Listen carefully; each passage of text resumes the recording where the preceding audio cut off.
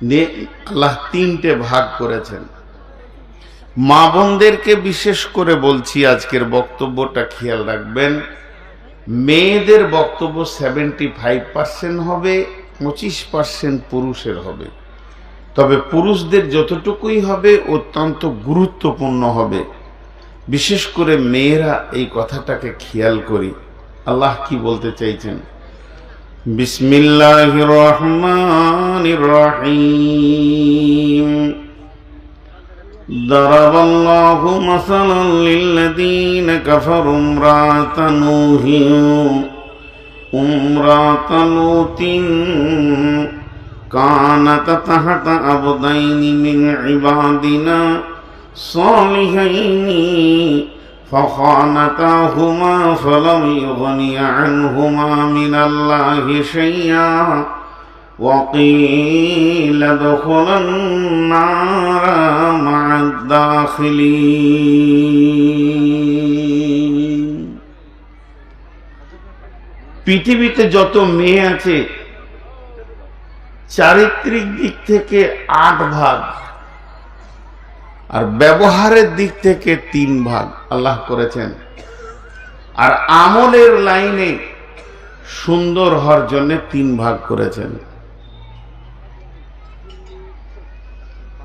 চারিত্রিক দিক থেকে 8 ভাগ মানে পৃথিবীতে ভালো মেয়েকে তার 8টা গুণ থাকবে, ভালো ছেলেকে তার 8টা গুণ থাকবে। আল্লাহ তাবারাক ওয়া তাআলা বলেন, আত-তাইবুনাল আবিদুনাল হামিদুনাস সাইহুন السائحون الراكعون الساجدون الآمرون بالمعروف والناهون عن المنكر والحافظون لحدود الله وبشر المؤمنين। একটা হলো পুরুষ, একটা হলো নারী, দুইটাকে মিলিয়ে দিলে ওটার নাম হবে দাম্পত্য জীবন, বৈবাহিক জীবন। এই বৈবাহিক জীবন নিয়ে বলতে গিয়ে আমার রব বলছেন, পৃথিবীর ভিতরে ভালো পুরুষকে, আমার নজরে পাত্র ভালো কে, যার ভিতরে 8খানা গুণ আছে। 1 নম্বর হলো আত-তাইবুনাল আবিদুনাল হামিদুনাস সাইহুন আর-রাকিউনাস সাজিদুনাল আমিরুনা বিল মা'রুফি ওয়ান-নাহুনা আনিল মুনকারি ওয়াল হাফিদুনা লিহুদুদিল্লাহি ওয়াবাশশিরিল মুমিনিন। এই ছেলে তুমি এটা কি আনছো? তোমার হাতটা কি? তো কোরআন শরীফ কি ডায়েরির মতো আনবে না বুকে করে আনবে? হ্যাঁ, কোরআন শরীফ আনছো তো মনে হচ্ছে একটা ডায়েরি আনছে। আর ওই দিকে 4টা লোক আছে, ওদেরকে কি ভাষা বললে যে বুঝবে বসবে আল্লাহ জানে। মাথাতে যে কি পোকা আছে, দাঁড়িয়ে আছে টাকটু ঘোড়ার মতো। ও বসলেই ওর বংশের বেজ্জুতি হয়ে যাবে। ওর বাপও বসে নাই, ওর দাদাও বসে নাই।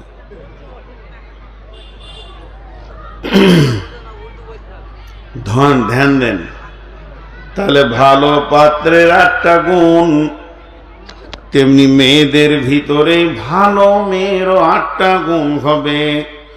মুসলিমাতিন মুমিনাতিন কানিতাতিন তাইবাতিন আবিদাতিন সাইহাতিন সাইয়্যিবাতিন ওয়া আবকারা। যেমন নারী তেমনি পুরুষ, দাম্পত্য জীবন সুন্দর হবে। তো আল্লাহ তাবারাক ওয়া তাআলা বলছেন, পৃথিবীর ভিতরে আমি মেয়েদের 3টি ভাগ করেছি 3টি আয়াতে। এখন পৃথিবীর বুকে যতগুলি মেয়ে বেঁচে আছে তাদের তিনটি ভাগ। পৃথিবীর কথা বাদ দেন, আজকে যে গ্রামে প্রোগ্রাম, এইখানে ভিতরে তিন ধরনের মেয়ে আছে। একটা প্রথম ভাগ হলো, কিছু মেয়ে আছে যাদের বিয়ে হয়ে গেছে, কিছু মেয়ে আছে যাদের বিবাহ হয়নি। তাহলে প্রথমে দুই ভাগ। কিছু মেয়ে রয়েছে যাদের বিয়ে হয়নি, এদের একটা আলাদা দল। যাদের বিয়ে হয়ে গেছে এদের একটা আলাদা দল। এরপরে যাদের বিয়ে হয়নি ওদের আর দ্বিতীয় কোনো দল নাই, ওরা একটাই থাকবে। কিন্তু যাদের বিয়ে হয়ে গেছে এরা দুই ভাগে বিভক্ত হয়ে যাবে। একটা মেয়ের স্বামী ভালো, আর একটা মেয়ের স্বামী হলো লুচ্চা মাতাল, জুয়ারি সুদারু। দুইজন মেয়ে কেমন করে দুনিয়া করবে? তাই আমার আল্লাহ বলছেন, ও মহিলার দল, তুমি যদি মনে করো আমার স্বামী ভালো, আমার স্বামী পরেশগার, আমার স্বামী তাহাজ্জুদের নামাজ পড়ে দান করে খয়রাত করে, লুচ্চা নয়, সে মদ খাই না, সুদ খাই না, জুয়া খেলে না, এই রকম পৃথিবীর মাটিতে আমি দামি একটা স্বামী পেয়েছি, আমার ভাগ্য ভালো, আমি ওই স্বামীকে কেন্দ্র করে জান্নাতে চলে যাব। আল্লাহ বলছে, শোনো, এটা কসিম কালেও হবে না। স্বামীর আমলে তুমি জান্নাতে যাবে এটা হবে না, তোমাকে তোমার নিজের আমলের ময়দানে দাঁড়াতে হবে। তাই যদি হতো দুইজন নবীর বিবি জাহান্নাম যেত না। সেই দুটি নবীকে দারাবাল্লাহু মাসালান লিল্লাযীনা কাফারু ইমরাতা নূহিন ইমরাতা লূতিন তাহতা আবদাইনি মিন ইবাদিনা। ওরে মেয়েদের দলেরা, তোমরা মন দিয়ে শোনো, তোমাদের সামনে দুটি মেয়েকে আমি পৃথিবীতে পাঠিয়েছিলাম, শুধু পাঠাইনি, তাদেরকে আমি নবীর মতো স্বামী দিয়েছিলাম। নবী মানে পৃথিবীর সেরা চরিত্রবান পুরুষরাই নবী হয়।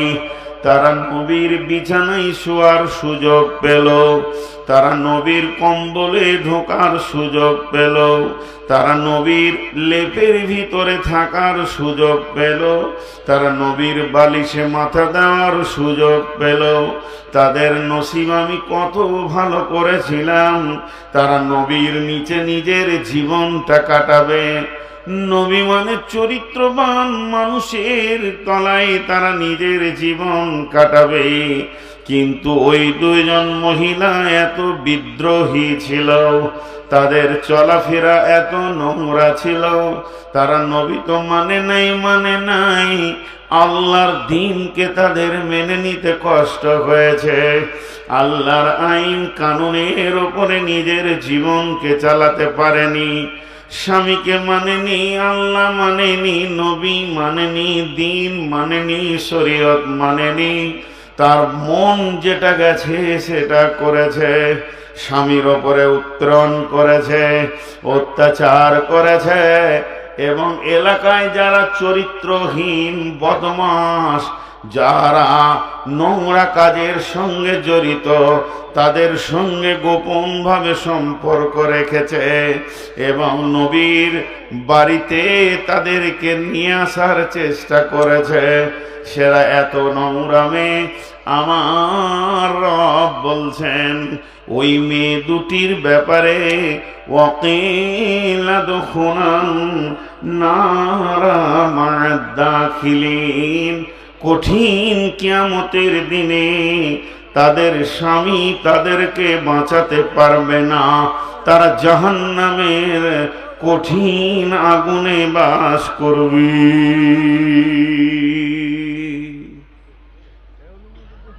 মৌলানা মুক্তার ওখানে মাদ্রাসারও ছাত্র দাঁড়িয়ে আছে না?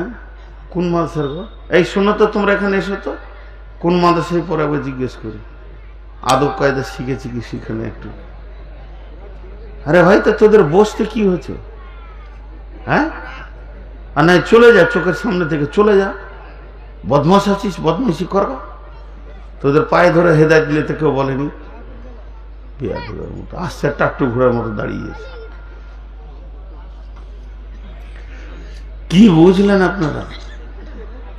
আমি আমার বোনদেরকে বলছি, কি বুঝলেন? স্বামী নবী, বিবি জাহান্নামী। স্বামী নবী, বিবি জাহান্নামী। এটা তো নূহ নবী, লূত নবীর কথা বললাম। যতটি আমার বেটি এখানে আছেন, আমি আপনাদের বাপ বলছি। 1 ঘন্টার জন্য আমাকে আব্বা মনে করেন, আমি আপনাদের আব্বা বলছি।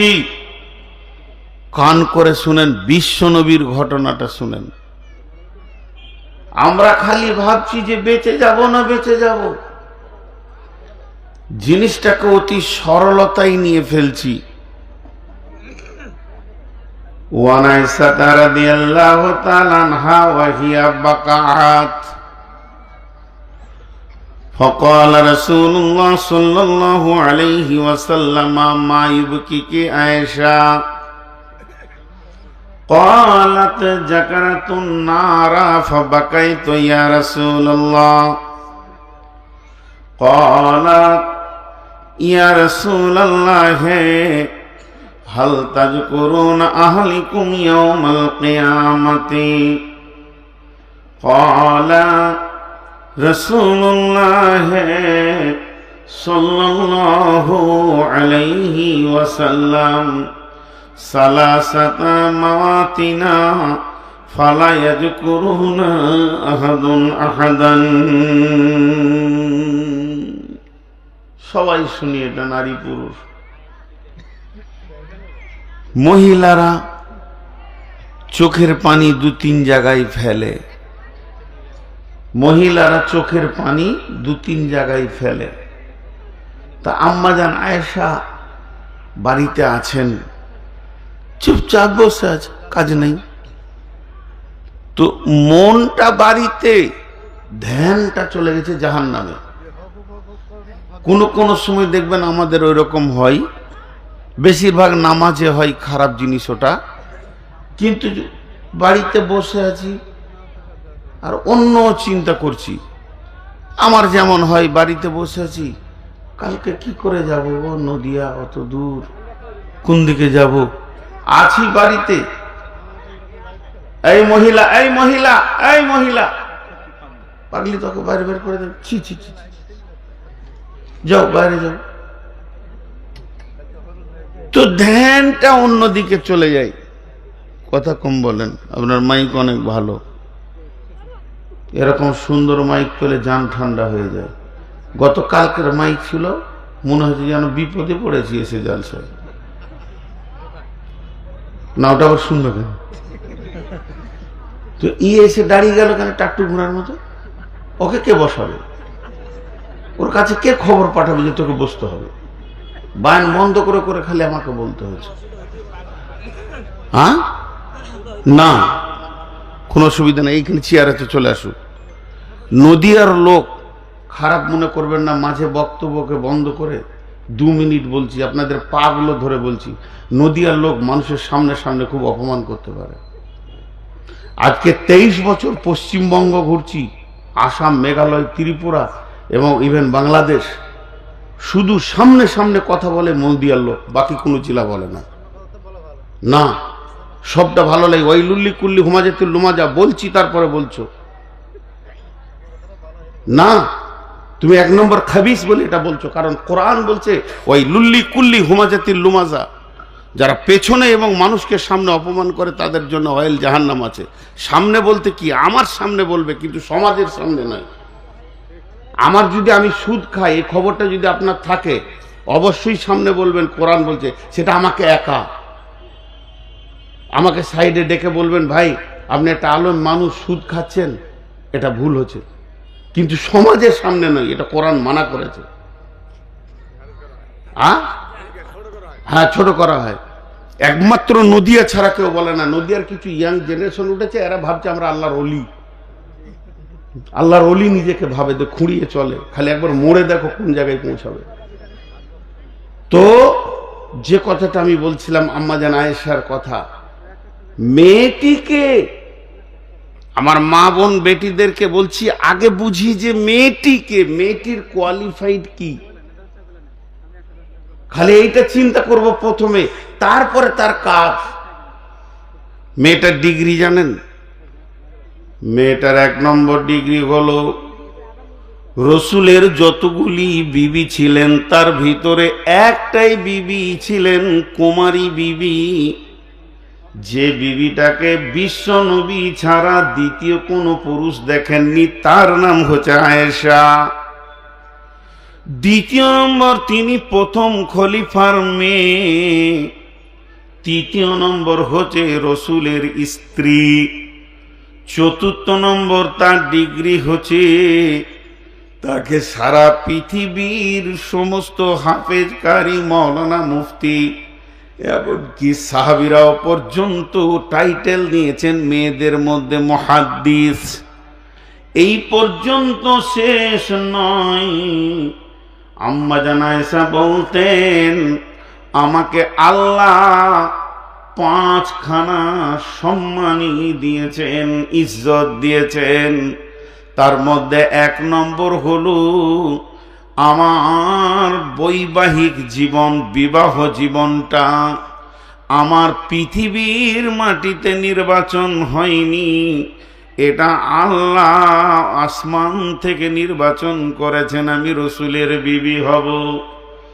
2 নম্বর, আমার সম্মান, আমার ঘরে কোরআনের আয়াত নাজিল হয়েছে।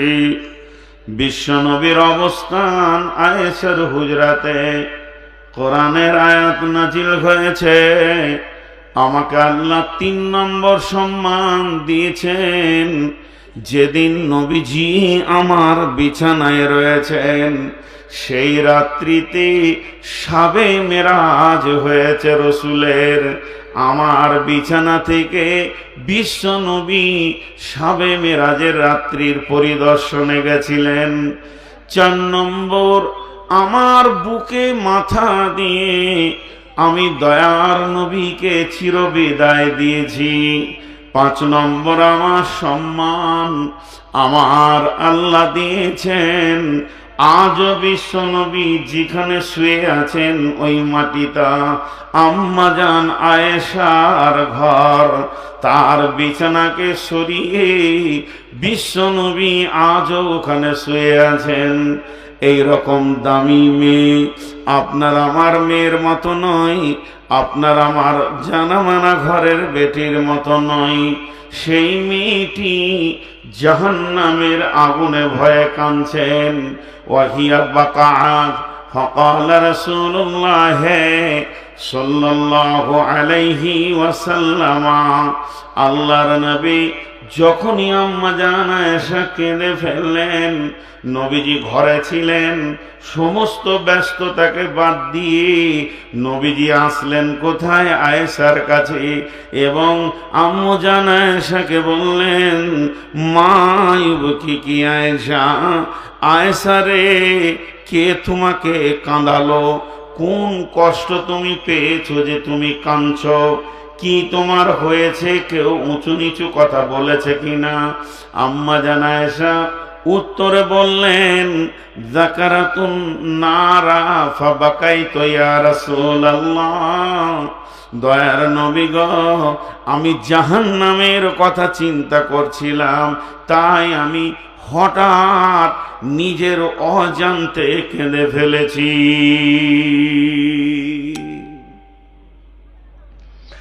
জাহান্নামের কথা চিন্তা করছিলাম তাই কেঁদে ফেলেছি।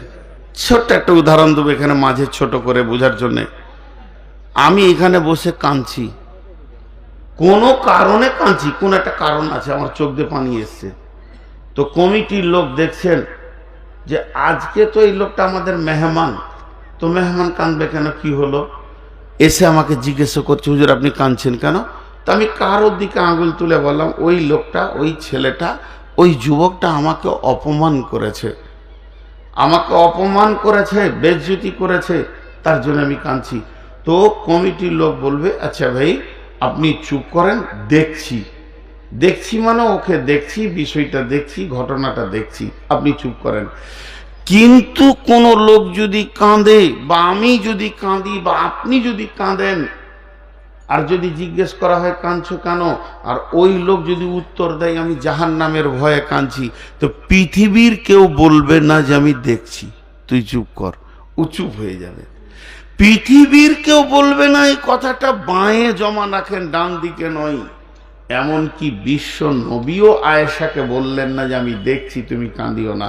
বিশ্ব নবী যখনই শুনলেন আয়েশার মুখে যে আমি জাহান্নামের আগুনের ভয়ে কাঁদছি, তো বিশ্ব নবী স্টার্চু হয়ে গেলেন, চুপ হয়ে গেলেন। কিন্তু মেয়েদের ভিতরে অনেক চালাক ছিলেন আম্মু জান আয়েশা। তিনি কি দেখলেন, কি বুঝলেন এখান থেকে, যে আমি কেঁদেছি, আমার চোখের পানি রসুলের কলিজাতে লেগেছে, আমার চোখের পানিটা এত গুরুত্ব হয়ে গেছে যে রসুলকে প্রভাবিত করেছে, রসুলকে চঞ্চল করে তুলেছে, তাহলে রসুল তো আমাকে ভালোবাসে, এই প্রমাণটা একটা বেরিয়ে আসলো। এই প্রমাণটা যখন বেরিয়ে আসলো, তখন উনি আর একটা সুযোগকে গুছানোর চিন্তা নিলেন। সেটা কি জানেন? আম্মা জান আয়েশা ভাবলেন, স্বামী আমার, নবী আমার, আখিরি পয়গম্বর আমার, প্রিয়তম আমার, তিনি আমাকে কত ভালোবাসেন। আমি কান্না করেছি, তিনি অস্থির হয়েছেন, স্থির থাকতে পারেননি। তাহলে এই সুযোগে আমি কাজকে গোছিয়ে নিই।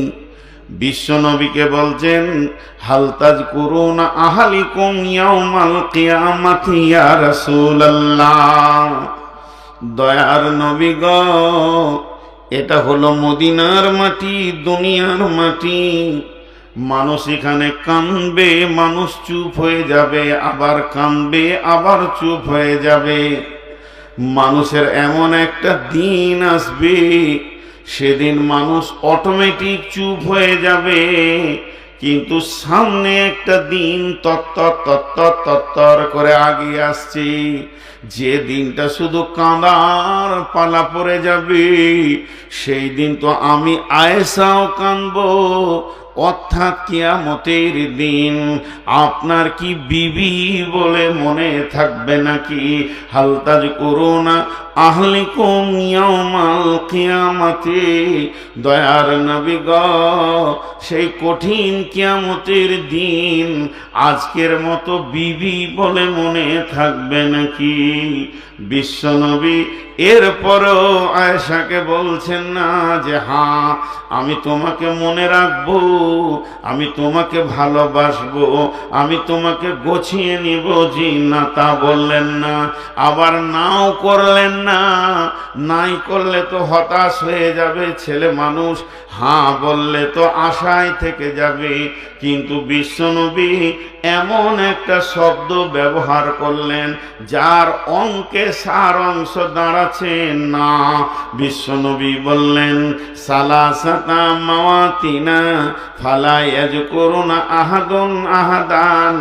আয়েশা রে, ওই কঠিন কিয়ামতের দিন তিনটে মৌকা এমন আসবে। আয়েশা রে শুনে নাও, কিয়ামত তো 1 ঘন্টা 1.5 ঘন্টার নয়, 50,000 বছর ধরে চলবে। তারই ভিতরে 3খানা মৌকা এমন আসবে, যে 3টে মৌকা আসলি মানুষ কেউ কাউকে মনে রাখতে পারবে না। সেই 3টি জায়গার মধ্যে 1 নম্বর হলো ইনদাল মিজান। ও আমার ভাই, ওরে আমার বন্ধু, সেই মিজান মানে দাড়ি পাল্লা। দাড়ি পাল্লাতে যখন নেকি বদি ওজন করা হবে, কেউ কাউকে মনে রাখতে পারবে না। 2 নম্বর হলো যখন ডান হাতে বাঁ হাতে সার্টিফিকেট দেওয়া হবে এবং বলা হবে নিজের নিজের আমলকে ধরে লাও আর নিজের নিজের রাস্তা ধরে লাও, জান্নাতি জান্নাতে যাও, জাহান্নামী জাহান্নামে যাও, তখন কেউ কাউকে মনে রাখতে পারবে না। এবং 3 নম্বর হলো ইদা উদিয়াত তরিকু ফি দাহারি জাহান্নাম, জাহান্নামের মুখে যখন পুলসে রাতকে রাখা হবে তখন কেউ কাউকে মনে রাখতে পারবে না। ভাই আমার, বন্ধু আমার, মা আমার, বোন আমার, বেটি আমার, এই হাদিসটা থেকে আমরা রিজাল্ট কি পেলাম? বিশ্ব নবীও পর্যন্ত নিজের বিবির ব্যাপারে 100% তাকে গ্যারান্টি দিলেন না। তার মানে নিজের নিজের আমল তৈরি করো। লূত আর নূহের বিবির ব্যাপারে আল্লাহ প্রকাশ করে দিয়েছেন কোরআনে, ওয়াকিলা দুখুলান নারা মা'আদ দাখিলিন, তারা চিরদিন জাহান্নামে থাকবে।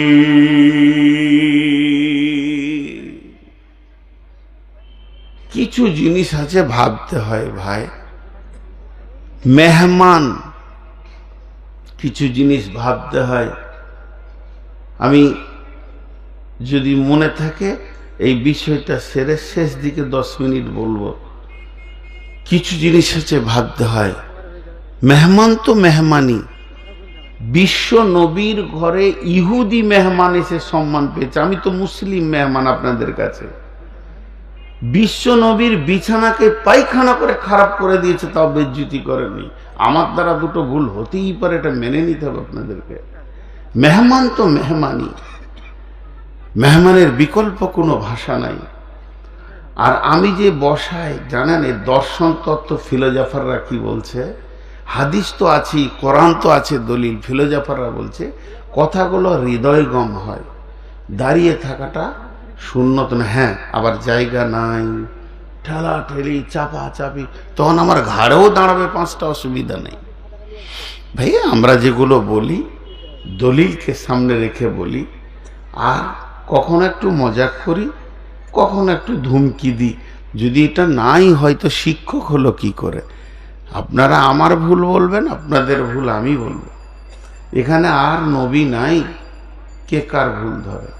তো এতক্ষণ আমি আপনাদেরকে যাই বকলাম, 2-4 মিনিট, 5 মিনিট, 10 মিনিট, কিছু একটা বলতে চেয়েছি আপনাদেরকে। তার অংশ, সার অংশটা কি বেরিয়ে আসলো? যে যত বড় নেককার মানুষ হোক না কেন, পরেশগার মানুষ হোক না কেন, তার অধীনস্থে যারা আছে ওর নেকিতে জান্নাত যাবে না। নিজে নিজে আমল করতে হবে।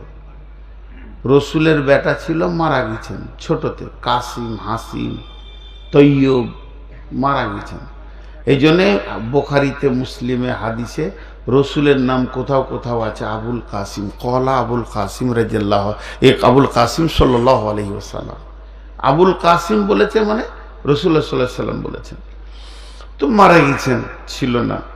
তো রসুলের আহালকে, আহলে রসুলকে আমরা যে দরুদ পড়ি, আল্লাহুম্মা সাল্লি আলা মুহাম্মাদু ওয়া আলা আলে, বলেন ওয়ালা আলে মোহাম্মদ। তার আলে মোহাম্মদ কে? ওর বংশটা কে? ওর তো বেটা নেই। তাহলে একটা হাদিস থেকে বুঝে নেবেন। ফজরের সময় আল্লাহ রসুল ফজরের নামাজ পড়লেন। নামাজ পড়ার পর নিজের বাড়িতে গেলেন না, বেটির বাড়ি গেলেন। এই পাড়া, একই পাড়াতে যদি বেটির বাড়ি হয়, বাপ বেটির বাড়ি যাবে। তো ফজরের নামাজ পর দোয়া, জিকির, তসবিহ, তাহলিল যা ছিল আল্লাহ রসুল লম্বা টাইম করে নিয়ে নিজের বাড়িটা, কথার কথা বোঝানোর জন্য বলছি, নিজের বাড়িটা এইদিকে, ওইদিকে বাদ দিয়ে, নিজের বাড়িটা এইদিকে, ওইদিকে বাদ দিয়ে, এইদিকে ব্যাট দিয়ে বেটির বাড়ি চলে গেলেন। তো শীতের সময় যদি হয়তো সব কম্বল ঢাকা। তা আল্লাহ রসুল যখন বেটির বাড়িতে ঢুকছেন, তো কি অবস্থায় আছে জানেন? একটা বড় কালো কম্বল ঢাকা, ভিতরে 4 জন ঢুকে আছে। তো বসে আছে, শুয়ে নেই। তো কম্বল যদি ঢাকা থাকে তো মাথা গলা এরকম উঁচু উঁচু দেখা যাবে, যাবে না? তা আল্লাহ রাসূল দাঁড়িয়ে দাঁড়িয়ে দেখছেন, আইডিয়া করছেন, এটা আমার বেটি ফাতেমার মাথা হবে, এটা আলীর মাথা হবে, আইডিয়া করছেন আর কি। আর ফজর পর সকাল হতে চলেছে, আর ওই কম্বলের ভিতরে দুটো ছোট ছোট মাথা ফ্রিক ফ্রিক ফ্রিক ফ্রিক করে খালি লাফাইছে, ভিতরেই চিল্লাচিল্লি করছে হাসান আর হোসেন। বলছে আন্ধারের ভিতরে তুই মায়ের হাতটা ধর, আমি আব্বার হাতটা ধরি, এটা আব্বার হাত না মায়ের হাত। তা আল্লাহ রাসূল এইভাবে দেখছেন আর মুচকি হাসছেন। ওরা চারজন যে কম্বলের ভিতরে আছে, এরা জানে না, ফাতেমা জানে না যে আব্বা এসেছেন, আলী জানেন না যে আমার শ্বশুর এসছেন, হাসান হুসানও জানে না যে নানা এসছেন। ওরা খেলছে আর আল্লাহ রাসূল পৌঁছে গেছে। এই দেখতে দেখতে নবীজি কম্বলটা তুলে দিয়ে ঢুকে পড়লেন। কয়টা মাথা হলো? 5টা। বিশ্ব নবী কম্বলের ভিতরে ঢোকার পর এক কাঁধে নিলেন আলীকে, আর এক কাঁধে নিলেন ফাতিমাকে, সামনে দুইজনকে জড়িয়ে ধরলেন হাসান আর হোসেনকে। 4-5টি মাথাকে এক জায়গায় জমা করে নবীজি বলছেন আল্লাহুম্মা হাযিহি আহলি, হে আমার আল্লাহ, এটাই হলো আমার আহাল, যে আমার আহালকে ভালোবাসবে আল্লাহ তুমি তাদের ভালোবাসিও, আমার আহালকে যারা কষ্ট দেবে তাদের বিচার আল্লাহ তুমি করিও। এটা আমার আহাল। কত মহব্বতের, কত মহব্বতের ঘটনাটা শেষ দিকে বুঝবেন যে কি কঠিন। ইমাম হাসান ইমাম হোসেনকে বিশ্ব নবী কত ভালোবাসতেন। মসজিদের জমায়ে, মসজিদে নববীতে নবীজি মিম্বারে উঠে খুতবা দিচ্ছেন, রানিং খুতবা। হয়তোবা খুতবাটা চলবে 40 মিনিট, চলে গেছে 10-15 মিনিট, তার মানে রানিং খুতবা।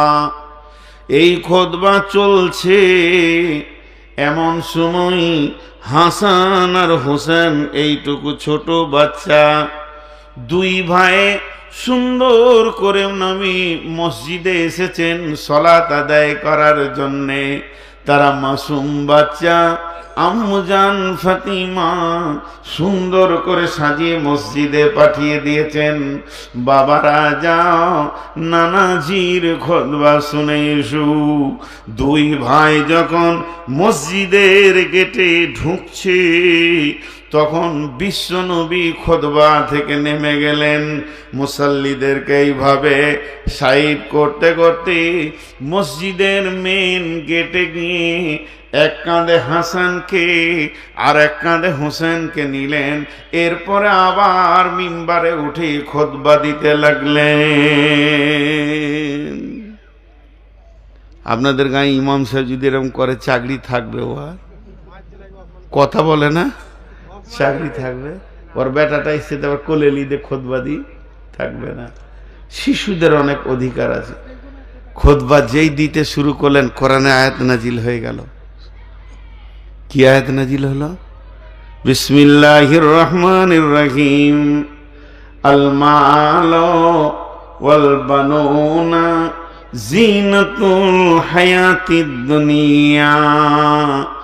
মাল, সন্তান হলো পৃথিবীর সৌন্দর্য। নবীরে চোখের ঠান্ডা হলো সন্তান। কত মহব্বতের জিনিস। আর একটা শুনিয়ে দিই, তারপরে আয়াতটা শোনাবো। ভিতরটা কত জ্বলবে, ভয় লাগবে। বিশ্ব নবী আসরের ফরজ নামাজ, সুন্নত নয়, নফল নয়, ফরজ নামাজে সাজদায় পড়ে আছি। জামাতে নামাজ একা নয়, সমস্ত সাহাবীরা সাজদায় পড়ে আছেন। ইমাম হোসেন গিয়ে রসুলের ঘাড়ে চড়ে নিয়ে বলছে ঘোড়া চড়েছে। নবীজির ঘাড়ে ইমাম হোসেন বসে আছে, ইমাম হাসান বলছে ঘোড়া কেন যাই না, পাছাই ধরে ঠেলছে। এদিকে দুই ভাই রসুলকে ঘোড়া বানিয়েছেন, সাজদার দোয়া শেষ হয়ে গেছে, নবীজি মাথা তুলতে যাবেন, জিবরাইল আমিন এসে বলে গেলেন কানে, নবীজি গো যতক্ষণ পর্যন্ত ওরা ঘাড় থেকে না নামবে আপনি ঘাড় তুলবেন না, এটা আল্লাহকে ভালো লেগেছে। সাহাবীরা বলছেন এত লম্বা সাজদা কেন? কাছাকাছি সাহাবীরা দেখেছেন রসুলকে ঘোড়া বানানো হয়েছে, দুই নাতিতে ঘাড়ে চড়ে নিয়েছে, হাত বাড়িয়ে নামাতে যাচ্ছে, বিশ্বনবী হাতটাকে ঠেলে দিলেন, আল্লাহর পারমিশন নাই এদেরকে নামানোর জন্যে। অথচ এই আহাল, এত ভালোবাসা, এত প্রেম, এত প্রীতি, এত মহব্বত।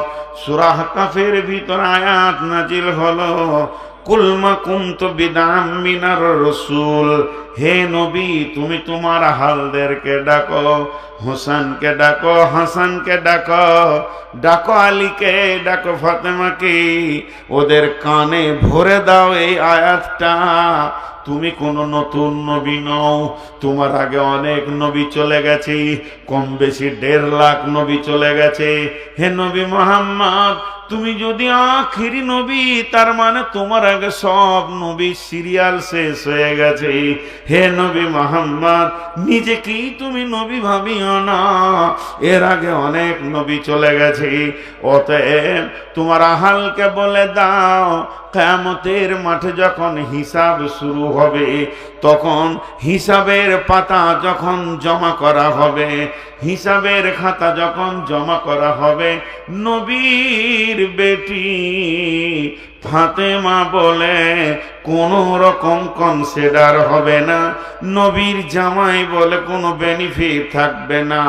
হাসান হোসেন নবীর নাতি যে ঘাড়ে চড়েছে নামাজে, এই বলে আমার আল্লাহ সেদিন কোনো কনসিডার করবে না। নিজের আমলে আল্লাহকে রাজি করে নিজের ময়দানে গিয়ে দাঁড়াতে হবে। বিশ্বনবী ওই দিন সমস্ত চোখের পানিতে আহাল বংশদেরকে বলেছিলেন, ও মা বেটি ফাতেমা রে, নিজের আমল নিয়ে নিজে তৈরি হয়ে যাও। এর জন্যে সারা দুনিয়াকে ওই আয়াতে আল্লাহ কি জ্ঞান দিচ্ছেন, দরাবাল্লাহু মাসালাল লিল্লাযিনা কাফারু ইমরাতা নূহিন ইমরাতা লূতিন কানাতা তাহতা আবদাইনি মিন ইবাদিনা সালিহাইনি ফাখানাতাহুমা ফালাম ইগনিয়া আনহুমা মিনাল্লাহি শাইআ ওয়া কিলা দুখুলান নারা মা'আদ দাখিলিন।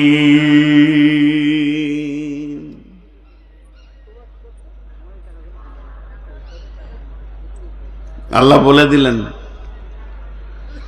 যে খবরদার না। আমাদের মৌলানা সুলাইমান কই গো, আপনাদের এলাকার শিক্ষক, গোটা উত্তরবঙ্গটা দখল করে নিয়েছে।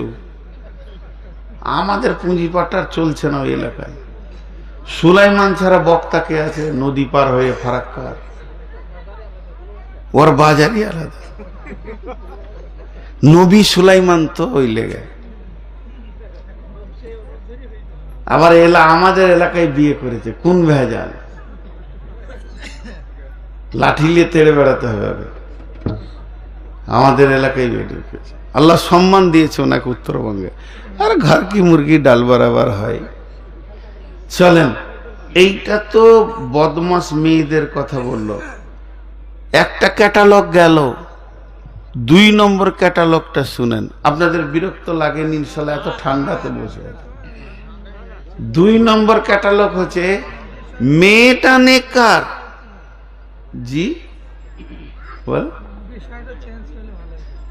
কি চেঞ্জ? এখন অর্ধেক বলে দেব। আপনারা বুঝতে পারছেন না ভাই? যদি আপনারা বুঝতে না পারেন তাহলে আমার বকাটাই ভুল হয়েছে। না, ওনার দাবিটা ঠিক আছে। দেখেন, শরীয়তের একটা আইন আছে। হযরত উমর খুতবা দিছিলেন, তা একজন উঠে বলল যে আপনার পাঞ্জাবিটা বড় কেন বলেন, তারপরে খুতবা দেন। তো বিষয়টা উনি বুঝিয়ে দিলেন। আমি কথা বলবো আর আপনার যদি বুঝে না আসে তাহলে আর বলে লাভ নেই, ফালতু হয়ে গেল জিনিসটা। আমি এতক্ষণ থেকে বোঝাতে চাইছি যে যত স্বামী যত নেককারই হোক আর বাপ ভাই যত নেককার হোক, মেয়েরা তো ওদের অধীনস্থে জীবন কাটায়, ওই নেকিতে এরা জান্নাত যেতে পারবে না, এটাই আমি দেখাইছি। এমনকি বিশ্বনবী তার বিবিকেও জান্নাতের গ্যারান্টি দিচ্ছে না, নিজের ছেলেকে মেয়েকে, ছেলে নাই, মেয়েকে জামাইকে নাতিকে কাউকে বললেন না যে তোরা নিশ্চিত থাক আমি আছি।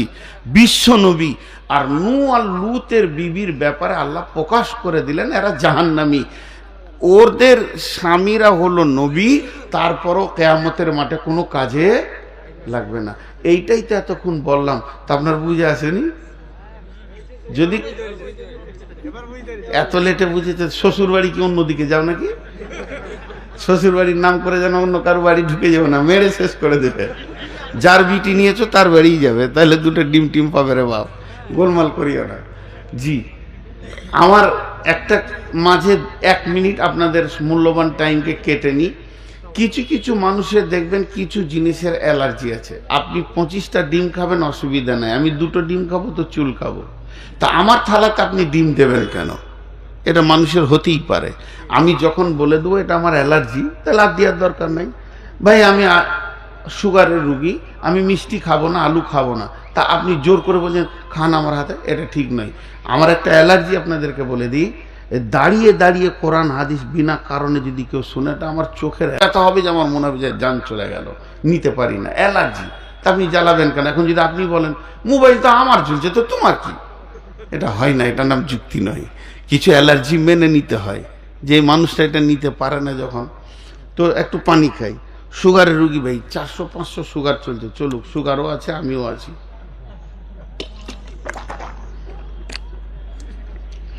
এবার এটা উল্টোটা হবে, এতক্ষণ যেটা দেখালাম তার উল্টা। মেয়েটা নেককার, বহুত পরেজগার মেয়ে আছে। এই পর্যন্ত না হলো আমাকে বেশ কিছু মেয়ে ফোন করেছে, হুজুর একটু পরামর্শ দেন। কয়েকদিন আগে যে আমার স্বামীটা প্রতিদিন রাতে মদ খেয়ে আসবে, জুয়া তো খেলি, মদ খেয়ে এসে এত শারীরিক নির্যাতন করে, তো আমি যদি ইচ্ছা করে তালাক লি তো গুনাহ হবে। তা আমি আবার ফতোয়া দিতে পারি না, আমার পুঁজি নাই, ফতোয়া দিই না, লই পারবো না দিতে। ফতোয়া দিতে গেলে যে পুঁজি দরকার সেটা নাই। বেশ কিছু বক্তা আছে লম্বা লম্বা ফতোয়া দিচ্ছে, কিন্তু হাদিসে তফসিরে বাইজাবিতে আছে যার 19টা সাবজেক্টের উপরে যদি জ্ঞান না থাকে ও যেন মুখ না খুলে, কারণ ওই ফতোয়া তো আর জান্নাত জাহান্নাম। কিন্তু এই জন্য আমি ভয় করে দিতে পারি না। ওদেরকে আবার আমি বলি যে এই আলেমেকে নাও, নম্বর নাও, এই মাদানির নাও। তাহলে বহু মেয়ে আছে নির্যাতন অবস্থায়, তার স্বামী সুদারু।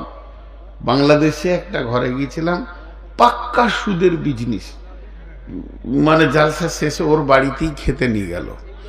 তো যখন শুনলাম যে সুদ খাই, তো আমার শরীর খারাপ হয়ে গেল, আর খাইনি, খাবো না, অনেক রাত হয়ে গেছে, ডায়াবেটিস তো খাবো না, খেলাম না। তো এতটি মাল বেঁধে দিল, তো নিয়ে এলাম, রাস্তায় দিয়ে দিলাম, দেখেলি এই যে অরুচিকর। তাহলে তার স্ত্রী কি করে জীবনটা কাটাচ্ছে, আমি নাহলে একটা দিন কাটিয়ে নিলাম। সুদ কে খায়? একটা ফ্যামিলিতে বাপ আছে, মা আছে, ছোট ভাই, ছোট বোন, তারপরে দাদা দাদি, স্ত্রী, মেয়ে, ছেলে, এতগুলো আছে। সুদ খায় একজন, ঘরের যে মালিক, যার দ্বারা ইনকাম হচ্ছে। বাপ বলবে আমি ব্যাটার খাই, আমি বুড়িয়ে গেছি। মা বলবে ব্যাটার খাই, স্ত্রী বলবে স্বামীর খাই। তা একজন দার্শনিক একটা কথা বলেছেন, কত দামি জানেন? বলছে নূর মোহাম্মদ যখন স্টেজ থেকে নামবে, দৌড়ে গিয়ে মুসাফা করে কি বলে মানুষ, বলছে স্যার দোয়া করবেন, হুজুর দোয়া করবেন। ওর কাছে কি দোয়া নিবি? ওর রুজিটা হালালও হতে পারে, হারামও হতে পারে, কিন্তু দোয়া যদি চাস তো মেয়েদের কাছে চা। মেয়েরা 100% হালাল খায়, কেউ হারাম খায় না, কারণ ও তো স্বামীর খায়। স্বামী মাতাল হোক আর জুয়ারি হোক, ও হালাল খায়, ও স্বামীর খায়, ও জুয়ো খায় না। এটা হলো তফসির। কিন্তু বর্তমান মেয়েরা হারামে নেমে গেছে ইনশাআল্লাহ। ওদেরকে শ্বশুর শ্বশুর করে নামানো হয়েছে, গ্রুপ করে দেয়া হয়েছে, গ্রুপে সুদের ইনকাম শুরু করে দেয়া হয়েছে। যদিও মেয়ে কটা হালাল খেয়েছিল, দিলে ঢুকিয়ে একদম হারামের বিষ। এই গ্রুপটা হচ্ছে হারাম। তারপরে আরো কিছু আছে, সেদিকে আমি যাচ্ছি না। তো এখানে মাঝে আর একটা কথা বলি, এগুলো দর্শন তত্ত্ব। একজন লিখছে যে একটা নবী নিয়েই তো কাজ হতো, তো এত নবী কেন? এত নবী কি দরকার? আল্লাহ এত নবী পাঠাইলে কেন? একটা নবী হলেই তো হয়ে যেত রে বাবা। আল্লাহ একটা নবী আর কোরআন, ভেজাল চুকে গেল। জি না, কিয়ামতের মাঠে বিভিন্ন রকম থাকবে। আপনি দেখবেন দোকানে একটা পড়েন নাই, 100 আছে, 200 আছে, 50 আছে, 1 গ্রাম আছে। যেমন মাল তেমনি পড়েন, যেমন মাল তেমনি পড়েন, যেমন মাল তেমনি পড়েন। তো কিয়ামতের মাঠে যেমন যেমন আসামি আল্লাহর কাছে আসবে, তেমনি তেমনি নবীকে দিয়ে ওজন করবে। একজন এসে বলবে, আল্লাহ আমি গরিব ছিলাম, কি করে তোমাকে ডাকবো? তো মুসা আলাইহিস সালামের মতো গরিব কেউ ছিল না। মুসা আলাইহিস সালামের একটা কম্বল ছিল, একটা চাদর ছিল, একটা লুঙ্গি ছিল, একটা জুব্বা ছিল, আর একটা গামছা ছিল। কটা হলো? 5টা না, একটুই। এত গরিব, ওইটুই চাদর, ওইটুই কাঁথা, ওইটুই কম্বল, ওইটুই লুঙ্গি, জীবনটা কাটিয়েছে মুসা। কেউ যদি বলে যে আমি বন্দী ছিলাম জেলে, কি করে তোমাকে ডাকবো? তো ইউসুফ আলাইহিস সালামকে নিয়ে ওর বিচার হবে। কেউ যদি বলে আমি রোগা ছিলাম, তা আইয়ুব আলাইহিস সালামকে নিয়ে ওর বিচার হবে। তার মানে এই নবীগুলো হচ্ছে কিয়ামতের মানে বাট খাড়া, যেমন মাল আসবে তেমনি বিচার হবে নবীকে দিয়ে। হ্যাঁ, তো মেয়েদের 3 ধরনের আসবে ওখানে। একটা আসবে, আল্লাহ আমার স্বামী বড় আল্লাহওয়ালা ছিল, জান্নাত দাও। বলে চুপ করে থাক, নূহ আর লুতের বিবি জান্নাত যাবে না, জাহান্নাম যাবে। ও ঠান্ডা হয়ে গেল। কিন্তু কিছু মেয়ে যদি এসে বলে, রব্বুল আলামিন স্বামী আমার জুয়ারি, স্বামী আমার মাতাল, স্বামী আমার লুচ্চা, স্বামী আমার সুদারু, স্বামী আমার পৃথিবীর সমস্ত পাপের সঙ্গে যুক্ত, তো আমি কেমন করে ইবাদত করব মাবুদুরি? আমার আল্লাহ বলছেন, তোর জন্য আমি একটা বাটখারা রেখেছি, পরায়ণ রেখেছি। বিসমিল্লাহির রহমানির রহিম।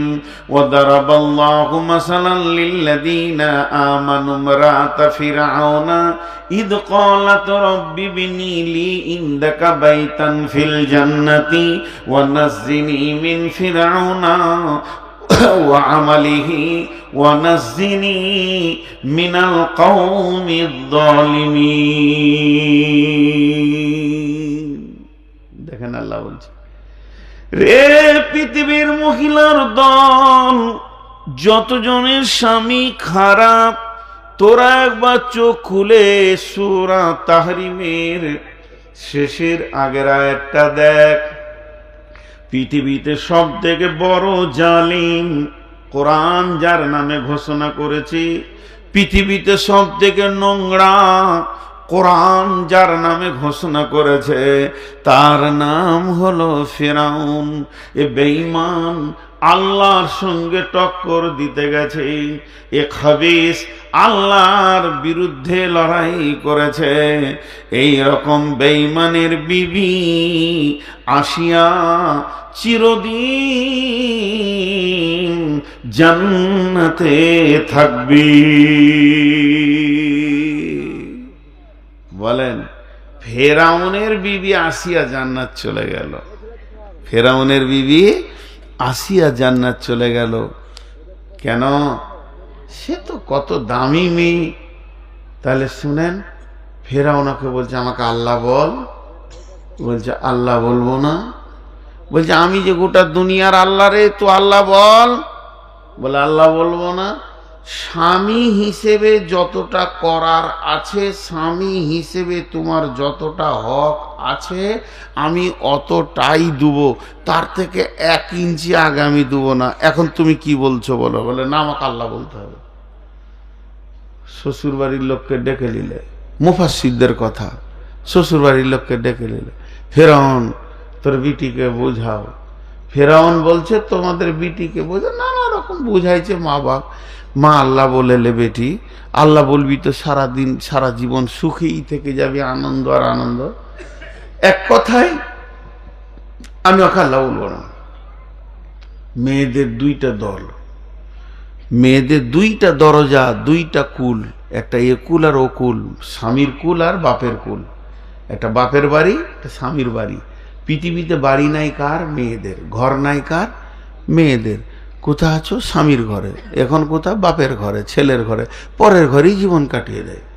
নারী তোমার কোনটা বাড়ি? তো এই নারীর দুটা কুল। বাপের কুলের দরজা বন্ধ হয়ে গেল, বাপ আর নেবে না, কথা শুনছে না। এই জন্য এবারে স্বামী বলছে, তুই কি ভেবেছিস আমার ঘরে থাকবি আর আমার খাবি আর আমার বিরুদ্ধে কথা বলবি, আর গোটা দুনিয়া মিশরওয়ালা আমাকে সাজদা করছে আল্লাহ বলে, তুই করবি না? বাস শারীরিক আর মানসিক নির্যাতন গোটা শরীরকে জর্জরিত করে দিল মেরে। এমন সময় ফিরআউন আসিয়াকে মাটিতে চিৎ করে ফেলে চারটা পায়ে আর হাতে খুঁটা দিয়ে টান করে বেঁধে দিল।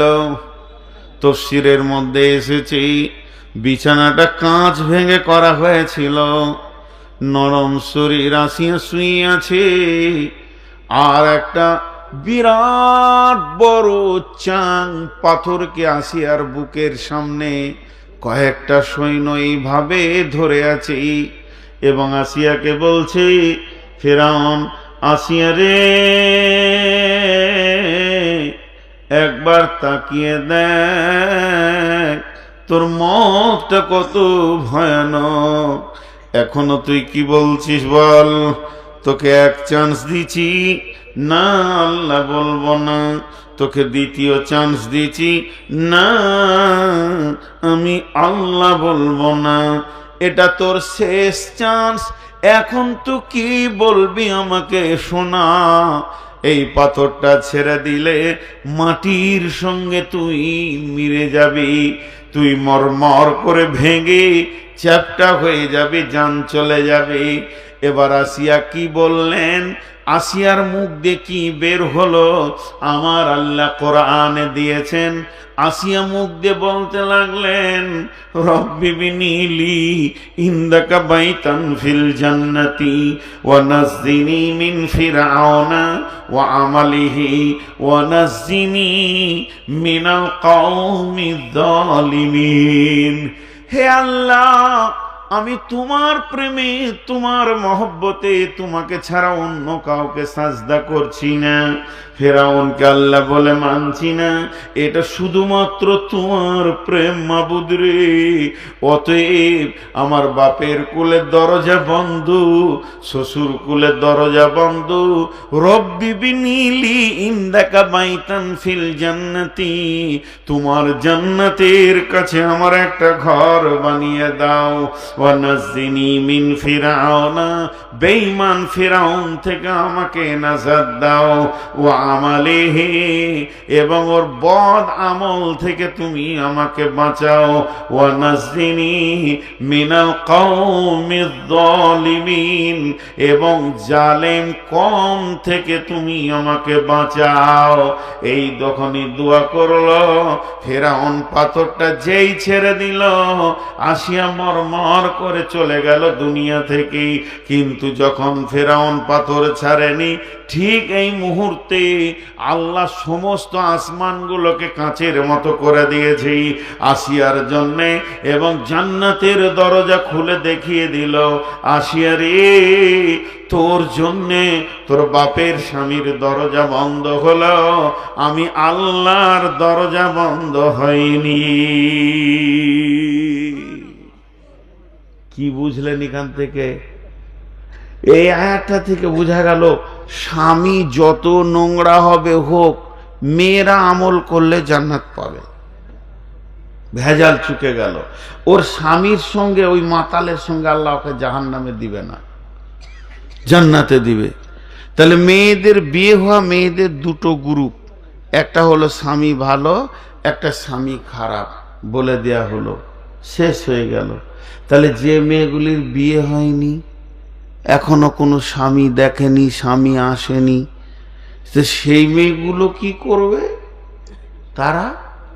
তাদের বিচার কি করে হবে? তারা যা মন যাবে তাই করবে দুনিয়াতে, তাদেরকে আটকাবারও কেউ নাই, বকারও কেউ নাই। এখন যুগ খারাপ হয়ে গেছে গো। বলছি বয়ফ্রেন্ড, শালা ইংরেজি বলছি গো, আমাদের আবার মুখ দিয়ে বের হচ্ছে না। গার্লফ্রেন্ড, জি খারাপ মনে করে নিয়েন না, ছোট ছোট ছেলে রয়েছে। মালদায় জালসা করতে গেছিলাম এই 2 সপ্তাহ আগে, ওখান থেকে আসাম গেলাম। তো ট্রেনে যেতে লেট হয়েছে, 8টার সময় নামলাম, তো ওরা গাড়ি পাঠিয়েছে 4 চাকা, আমাকে নিয়ে যাচ্ছে। তো একটা রাস্তা ফাঁকা মাঠ, 3-4 কিলোমিটার ফাঁকা, মাঝে একটা ব্রিজ আছে। হাজি অতটা রাতে, আঁধার রাতে ইয়ং মেয়ে দাঁড়িয়ে আছে, 2 জন যুবক আছে, আর 2 জন যুবক, আর বাকিটা বলছি না। এই অবস্থায় কি নোংরামিতে চলে গেছে যুবতীরা। তাহলে এদের বিচার কাকে নিয়ে হবে? আল্লাহ বলছে তোদের বাঁটখারা আমি রেখে দিয়েছি। বিসমিল্লাহির রহমানির রহিম। ও মারিয়াম ইবনাতা ইমরান التي أحسنت فرجها فنفخنا فيه من روحنا وصدقت بكلمات ربها وكتبه وكانت من القانتين। পৃথিবীর বুকে একটি যুবতী মেয়ে এসেছিলেন, যুবতী অবস্থায় চলে গেছেন, তার গায়ে পৃথিবীর কোন পুরুষ হাত দেয়নি। মেয়েটি কত পবিত্র ছিল, কোন পুরুষ তার গা হাত দেওয়া দূরের কথা টাচ করেনি।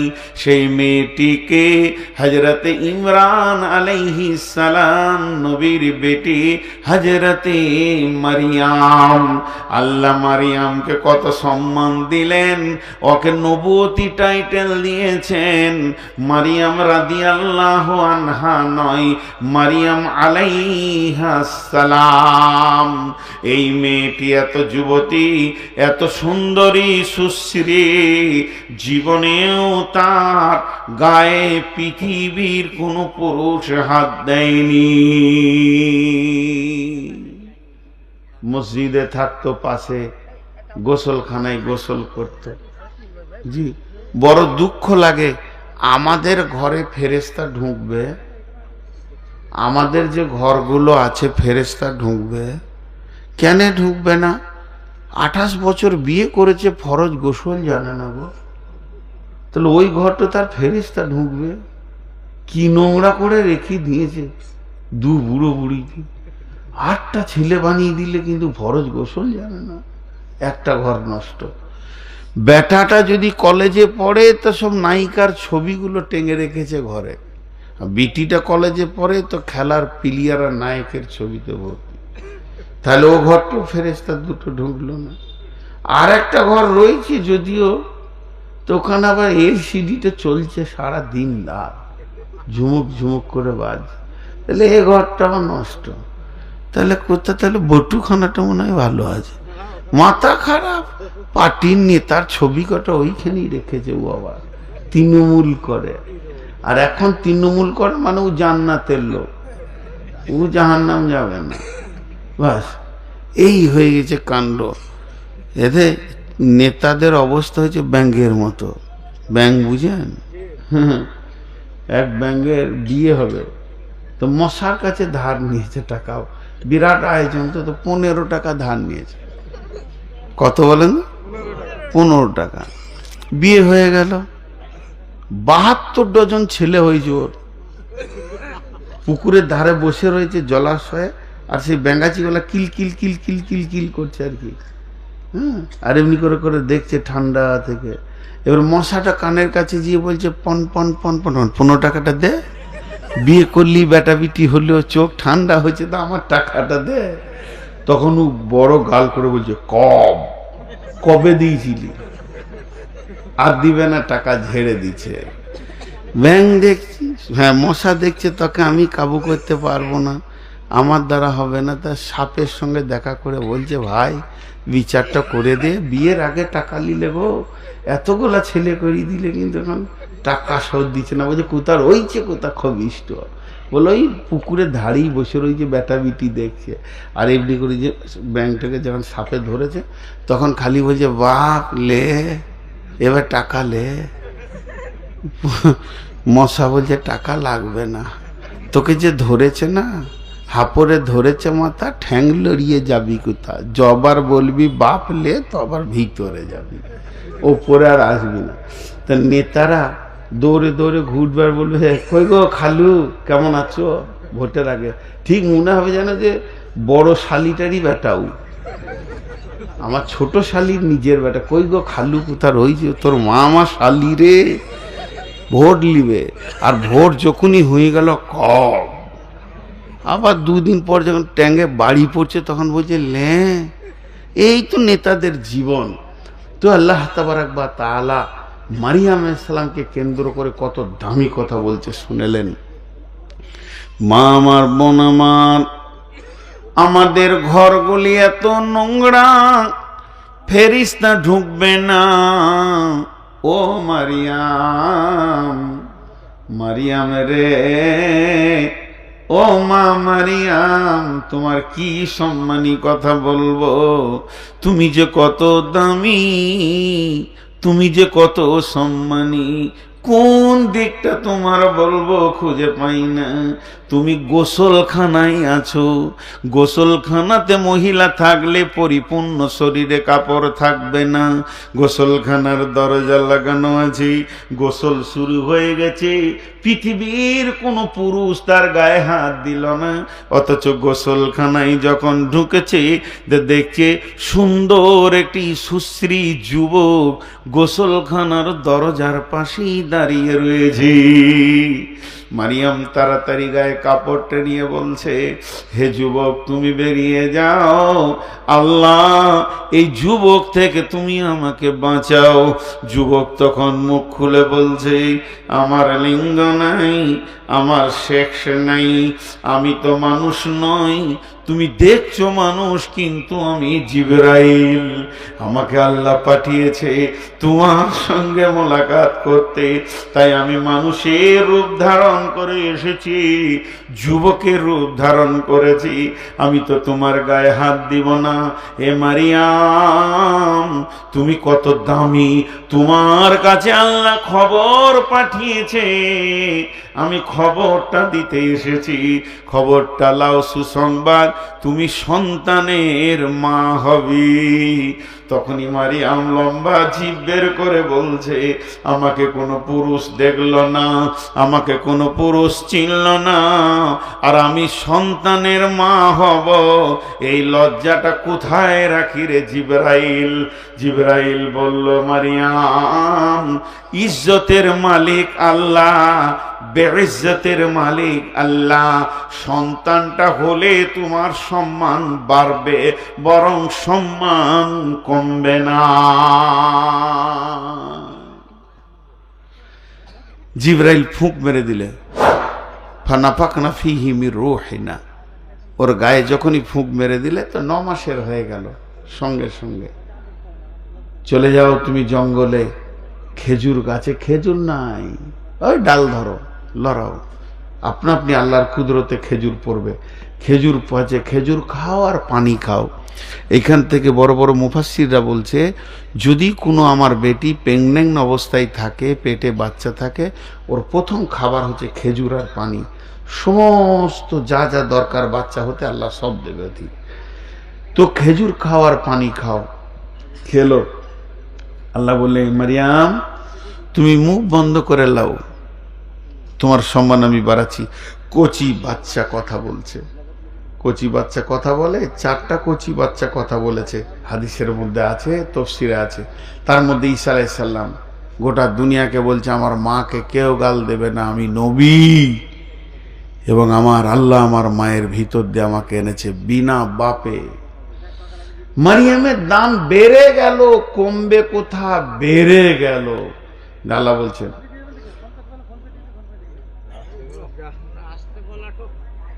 কাউকে কিছু বলবো না, বললেই তো মারবে। ওয়া মারিয়াম ইবনাত ইমরান আল্লাতী আহসানাত ফারজাহা ফানাফাখানা ফীহি মির রূহিনা ওয়া সাদ্দাকাত বিকালিমাতি রাব্বিহা ওয়া কুতুবিহি ওয়া কানাত মিনাল কানিতিন। আল্লাহ তাদের মা বেটাকে কিতাব দিল এবং পৃথিবীর বুকে সম্মান বাড়িয়ে দিল। একটা কথা আরবিতে 3 বার বলে বাংলাতে 1 বার বলবো, ইশারায় বুঝে নিতে হবে। আল্লাহ বললেন, আল্লাহ কি বললেন? আল্লাতী আহসানাত ফারজাহা, আল্লাতী আহসানাত ফারজাহা, আল্লাতী আহসানাত ফারজাহা। পুরুষের লিঙ্গ একটা পুল্লিঙ্গ বলা হয়, মেয়েদের লিঙ্গটাকে স্ত্রীলিঙ্গ বলা হয়। আল্লাহ তাবারাক ওয়া তাআলা এই স্ত্রীলিঙ্গকে সরাসরি কোরআনের আয়াতে নিয়ে আসলেন। মারিয়ামের আল্লাতী আহসানাত ফারজাহা, আমার আল্লাহ বলেন, মারিয়াম রে, তোমার যৌনাঙ্গটা এত সুন্দর করে তুমি রেখেছো, আমি আল্লাহ ওখান থেকে নবী নিব। এটা কথা জিজ্ঞেস করব, উত্তর দিয়েন না, আমি দিতে মানা করছি। আমি নিজেই কথাটা বলবো, ইশারায় বলবো, বুঝেন। মহিলাদের যৌনাঙ্গ কি কাজে লাগে? জি, আমরা ভাবি হয়তো পুরুষের যৌন চরিতার্থের জন্য আল্লাহ বানিয়েছেন, ঠিকই আছে, এর জন্য তো দরকার, সন্তান পৃথিবীতে আসার দরকার আছে, এই জন্য বানিয়েছেন। কিন্তু আল্লাহ ওটাকে কাজে লাগান, স্বয়ং আল্লাহ কাজে লাগান। আল্লাহ কি কাজে লাগান? আল্লাহ তো বলেছেন লাম ইয়ালিদ ওয়ালাম ইউলাদ, তিনি কারো পিতা নন, তার পিতাও কেউ নাই। তাহলে আল্লাহর কোন কাজে লাগানোর দরকার আছে? কিন্তু আল্লাহ কাজে লাগান। আল্লাহ কি কাজে লাগান এক্ষুনি বুঝতে পারবেন। ছোট্ট একটি উদাহরণ দিব, উদাহরণটা মন দিয়ে শুনেন। এই গ্রামটার নাম ভুলে গেছি, পারখোলা।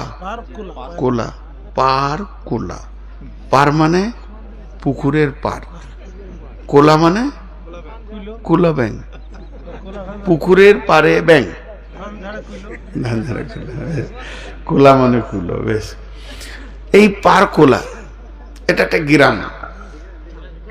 এটা মন দেবেন, একটু বিরক্ত লাগেনি তো? আমার মনে খুব কিন্তু ঢুকে গেছে, বলছি বুঝতে পারছি না, তাহলে কই। তো এখন ঘটনা হচ্ছে, ধরেন আমি ফোন করলাম আপনাদেরকে যে ইনশাল্লাহ 9টার মধ্যে ঢুকে যাচ্ছি। তারপর কমিটি জানে যে নূর মোহাম্মদ মানে সেই বর্ধমানের বক্তাটা। কিন্তু আমি একটা ফোনে আর একটা কথা বললাম যে সৌদি আরবে মদিনা শরীফের মসজিদে নববীর একজন ইমাম সাহেব, ওখানে 25-30 জন ইমাম আছে, তার মধ্যে একজন ইমাম সাহেব আমার সঙ্গে গাড়িতে আছে। আচ্ছা, এই কথাটা শুনলে আপনারা খুশি হবেন না? তিনি কথা বলবেন না, তেনার কথা বুঝবেনও না, কিন্তু তারপরও আপনার দিলটা বড় হবে, আহা রসুলের মসজিদের ইমাম আসছে গো, কতক্ষণ থাকবে? 9টায় ঢুকবো, 11টায় পালাবো, 2 ঘন্টা। তারপরেও এই পারখোলার যুবকরা তাড়াতাড়ি করে একটা ঘরকে রেডি করবে, ভালো ঘর, ভালো বিছানা, অ্যাটাচ বাথরুম, যেন আমাদের মেহমান কষ্ট না পায়। কিন্তু যদি বলি যে আমার সঙ্গে কালো ডাকাত চললো, হ্যাঁ, তখন লাঠি নিয়ে পারখোলার ওইখানে দাঁড়িয়ে থাকবে, চোখে ওখানে নামাতে তুয়ায়, মানে ওর ভালো জায়গা নাই। তবে কি কালু ডাকাতের জায়গা এখানে নাই? আছে, ওর মতো মাল আছে। ও ঠিক মাতাল সালে গিয়ে বসে পড়বো ওদের সাথে, আমাকে বলবে তুমি 2 ঘন্টা বকে এসো, আমি এখানে কাটিয়ে লিজি, বাস এই তো হলো কথা। এখন এক কথাই বলবো এই কথাটাকে, সফরের মধ্যে কিছুক্ষণের বিরতি, লোকটা যেমন জায়গা তেমন। কথাটা বুঝাতে পারলাম? সফরের মধ্যখানে কিছুক্ষণের বিরতি, লোকটা যেমন জায়গাটা তেমন। আরেকবার বলবো, কারণ এটা দর্শন তর্থ। লম্বা সফরের মধ্যে কিছুক্ষণের বিরতি, লোকটা যেমন জায়গা। বন্ধুরা আমার, যত মানুষ পৃথিবীতে আসে জান্নাত থেকে আসে, হিন্দু, জৈন, খ্রিস্টান, ইহুদি, নাসারা। কোন জান্নাত থেকে আসে? জান্নাতুল ফেরদাউস থেকে আসে। জান্নাতুল ফেরদাউসের ভিতরে একটি ময়দান আছে যার নাম আলামে আরওয়া, সেখান থেকে আত্মাগুলো আসে। এবার আবার সে কোথা যায়, ঘুরে এসে নিজের জায়গায় চলে যায়। রোডটা কেমন? রোডটা শুনেলেন, যদি কেউ পারখোলা থেকে বের হয় তেহট্টার ঘাট হয়ে, আবার ওইদিকে ঘুরে গিয়ে পলাশি হয়ে, আবার দেবগ্রাম হয়ে, ডিঙ্গেল হয়ে, বিলবাড়ি হয়ে যদি কেউ আবার চলে আসে এই পারখোলাতে, একে বলা হবে ঘুরে এসেছে। মধ্যখানে জানালেন ওই পলাশিতে কিংবা কোনো একটা জায়গায় মাত্র 1 ঘন্টা দাঁড়িয়েছে, তার বেশি দাঁড়ায়নি, গাড়িটা এরকম ঘুরছে। তেমনি আমাদের ঘোরার সফর চলছে। আমরা আলামে আরো মানে জান্নাতুল ফেরদাউস থেকে সফর শুরু করেছি। আমাদের সফর চলছে মায়ের পেট হয়ে, দুনিয়ার ভিতর হয়ে, দুনিয়ার ভিতর হয়ে কবরের ভিতর দিয়ে, কবরের একটা মোড় আছে পার হয়ে বড় একটা শহর কিয়ামত, সেইটা পার হয়ে একটা ব্রিজ আছে, তার নাম হলো পুলসেরাত। ওই পুলসেরাত পার হয়ে আবার যখন জান্নাতে চলে যাব, এরই নাম হচ্ছে সফর। কোরআন বলছে যাও, আবার তোমাদেরকে ফিরে আসতে হবে, তার মানে ওখানেই যেতে হবে। এবার যার আমল খারাপ হবে মধ্যে রাস্তায় তাকে জাহান্নামের পুলিশ আঁকিয়ে জাহান্নামে ভরে দেবে। এবার মেয়েদের সরঙ্গা, কেন এই কথাটা বললাম? যতগুলি মানুষ পৃথিবীতে এসেছে আদম নবী বাদ দিয়ে, প্রত্যেকটি মানুষকে মেয়েদের পেটে কিছুক্ষণ বিরতি নিতে হয়েছে। সেখানে আমাদেরকে থাকতেই হচ্ছে, সেখানে হাত পা চোখ কান গ্যারেজে ফিটিং হচ্ছে, আত্মার সঙ্গে দেহের সম্পর্ক হচ্ছে।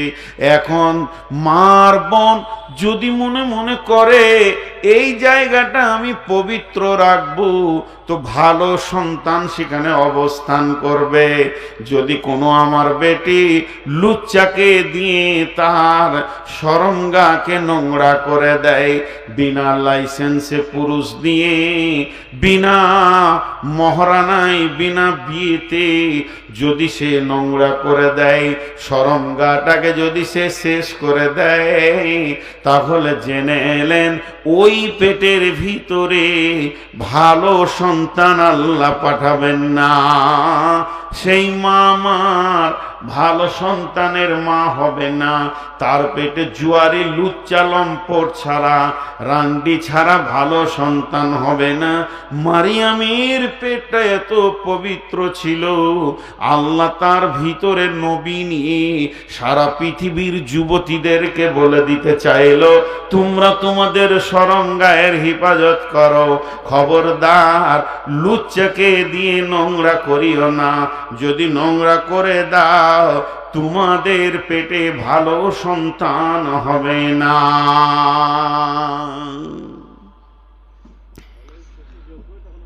বুঝাতে পারলাম? তাহলে মেয়েদের 3টে ক্যাটালগ বলা হয়ে গেল। 1 মিনিটে বলে দিব। সুবহানাল্লাহ। নিস্তব্ধ এতগুলি মানুষ। কমিটির বিরুদ্ধে কথা বলে মারে চামড়া ভেঙে তুলে দেয়। জানের ভয়ে বলছি না ভাইয়া। নদিয়াতে বেশ কিছু জায়গা থেকে আমাকে ফোন করেছে ডেটের জন্য। অনেক কষ্ট হয় আর কি, ভালো লাগে। বেশ কিছু গাঁ আছে, তারা অনেক ভালো ব্যবহার করে। তো যে কথাটা আমি আজকে আপনাদেরকে বললাম, 1 মিনিটে গোটা বক্তব্যটা বলবো। 1 মিনিটে 1 মিনিটে গোটা বক্তব্যটা বলবো। তার মানে মেয়েদের 3টি ক্যাটালগ। যদি কেউ মনে করে আমার স্বামী ভালো, দে জান্নাত যাব, হবে না। নূ লুতের বিবি জাহান্নাম যাবে। তুমি নিজে আমল করে নিজের পায়ে দাঁড়াও।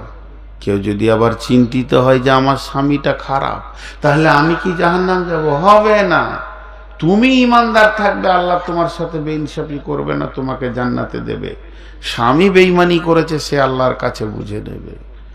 যুবতীরা ভাবছে আমরা কি ফিরি? বলে না, আমি মারিয়ামকে রেখেছি তোমাদের বিচার করার জন্য। অতএব তোমরা হুঁশিয়ার হয়ে যাও। এতগুলি মেয়ে পৃথিবীতে আসলো, কোটি কোটি কোটি কোটি মেয়ে আসলো আর চলে গেল, এরপরও আসবে। মেয়েদের মধ্যে একটাও নবী নেই, মেয়েদের মধ্যে একটাও নবী নাই। মেয়েদেরকে নবী করা হয়নি, কারণ তবলিগের দায়িত্বটা মেয়েদের নাই, তবলিগের দায়িত্বটা মেয়েদের নাই, পুরুষের আছে। তবে 4 জন মেয়েকে আল্লাহ নবুয়তি টাইটেল দিয়ে সম্মানী করেছেন, 4 জন মেয়ে। সেই 4টি মেয়েকে, ওই 4টি মেয়ে হলো 1 নম্বরে হাওয়া আলাইহাস সালাম। হাওয়া আলাইহাস সালাম, হাওয়া এমন একজন মহিলা, পৃথিবীর প্রথম মহিলা। আল্লাহ একে নবুয়তি টাইটেল দিয়ে সম্মানী করেছেন।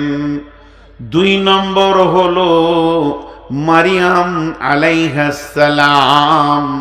মারিয়াম নিজের চোখে জিবরাইলকেও দেখলেন, আর আল্লাহ তাকে নবুয়তি টাইটেল দিয়ে সম্মানী করলেন। 3 নম্বর হলো আসিয়া আলাইহাস সালাম, যার বুকে পাথর দিয়ে ফেরাউন মারলে, বেঈমান মেরে দিল, শহীদ করে দিল। মেয়েটিকে আল্লাহ নবুয়তি টাইটেল দিয়েছেন। 4 নম্বরে হলো হযরতে হাজেরা আলাইহাস সালাম। হাজেরা যখন সাফা মারওয়া ধরেছিলেন, নিজের চোখে জিবরাইলকে দেখেছিলেন। জিবরাইল যেন ইসমাইলের পায়ের কাছে গুরহালি মেরে জমজমের পানি তুলেছিল। অতএব বন্ধুরে, মেয়েদেরকে আল্লাহ নবুয়তি টাইটেল দিয়ে সম্মানী করেছেন। আল্লাহ সূরা বাকারায় বলছেন, হুন্না লিবাসুল লাকুম ওয়া আনতুম লিবাসুল লাহুন্না। এই আয়াতটা তাফসীর করে আজকের মতো সমাপনী দেব, পুরো 2 ঘন্টা হয়ে যাবে। আপনাদের কাছে একটা ভিক্ষা চাইছি আমি, দোয়া করবেন। শরীর অনেক দুর্বল, এই মাইকে সাউন্ড হচ্ছে বলে আমি আসিনি, এতক্ষণ বিলকুমারী মাদ্রাসাতেই শুয়েছিলাম সন্ধ্যা থেকে, সূর্য ডোবার আগেই এসেছি। তো আপনারা দোয়া করবেন। 2 ঘন্টা আমি চালাচ্ছি তার জন্য নয়, এইটা আল্লাহর কত সুন্দর কথা। আল্লাহর এই কথাটা খালি একবার মেজারমেন্ট করেন। পৃথিবীতে কত ছন্দ, কত কবিতা স্বামী স্ত্রীকে নিয়ে আল্লাহ বানিয়েছেন, কিন্তু আল্লাহর ভাষাটা দেখেন কেমন। আল্লাহর ভাষাটা, আল্লাহর ছন্দটা কত সুন্দর। ভাই আপনারা বিরক্ত হচ্ছেন নাকি? মন চঞ্চল হয়ে গেছে, মন এদের ঘর যেতে মন যেছে, মনে মনে ভাবছে দি ছাড়ছে না রে, আর না অতক্ষণ পারবো না। হ্যাঁ ওটাই, 8 ঘন্টা হলে পুরো 2 ঘন্টা 5 মিনিট হয়ে যাবে আবার। তো যাই হোক, আমি আপনাদের সামনে এটা তাফসীর করছি, একটু ধ্যান দেন। এতক্ষণ তো গুছিয়ে দিলাম। আল্লাহ বলছেন হুন্না লিবাসুল লাকুম ওয়া আনতুম লিবাসুল লাহুন্না। পুরুষদেরকে বলছে তোমরা নারীদের পোশাক, আর নারীকে বলছে তোমরা পুরুষের পোশাক। লাও ভেজাল, মানে আমার গায়ে যেগুলো আছে এগুলো আমার বিবি, আর আমার বিবির গায়ে যেগুলো আছে ওগুলো আমি। সবাই সবাই। আল্লাহ পোশাক বললেন কেন? এটা তো বলতে পারতো তোমার প্রাণের হৃদয় মানুষ তোমার বিবি, তোমার বিবির প্রাণের হৃদয়ের মানুষ তোমার স্বামী। কত কথা, কত ছন্দ পৃথিবীতে এসেছে, কত কবিতা। তা না বলে আল্লাহ পোশাক বলছে। এটা 4 রকম তাফসীর আছে, 4 রকম তাফসীর একটা একটা করে করছি গুনিয়ে গুনিয়ে। নাম্বার 1, বিসমিল্লাহির রহমানির রহিম। হুন্না লিবাসুল লাকুম ওয়া আনতুম লিবাসুল লাহুন্না। আল্লাহ তাবারাক ওয়া তাআলা বলেন, ও নারীর দল, তোমার শরীরে যে কাপড়গুলো আছে এগুলো তোমার স্বামী। ও পুরুষের দল, তোমার শরীরে যে কাপড়গুলো আছে এগুলো তোমার বিবি। অর্থাৎ বিবি তোমার পোশাক, স্বামীও তোমার পোশাক। নাম্বার 1, পোশাক কি করে, পোশাক কি করে, পোশাক কি করে, পোশাক কি করে? পোশাক ইজ্জতকে ঢেকে রাখে, পোশাক ইজ্জতকে ঢেকে রাখে, পোশাক ইজ্জতকে ঢেকে রাখি। তার কারণ এখানে যদি একটাও মহিলা না থাকে, আমি যদি একা থাকি আর আপনারা যদি 20-50 জন থাকেন, দরজা যদিও লাগানো থাকে, আমি খালি গায়ে ন্যাংটা হয়ে বয়ান করতে পারবো না। যদিও পুরুষের ভিতরে লজ্জা বলে একটা জিনিস আছে, আল হায়া ও সহবাতু মিনাল ঈমান। হায়া হলো ঈমানের অঙ্গ বিশেষ। অতএব আমার আল্লাহ বলছেন, তোমার শরীরে তোমার বিবি ছিল বলে তুমি সমাজে বসতে পেরেছ, তাহলে আমার বিবি আমাকে ঢেকে রেখেছে। ওই রকম যদি আমার বিবিকে মহিলাদের দলে ভরে দেয়া হয়, গোটা শরীরের কাপড় খুলে দিলে একা থাকতে পারবে না। কেন পারবে না? তার হায়া লজ্জা বলে আছি। তো আমার রব বলছেন যে না, তোমার শরীরে তোমার স্বামী আছে, অতএব তোমার আর লজ্জার কোনো ব্যাপার নাই। তাহলে স্বামী স্ত্রীকে পোশাক কেন বলা হলো? পোশাক ঘেরে রাখে। তাহলে এর আসল ব্যাখ্যাটা কি?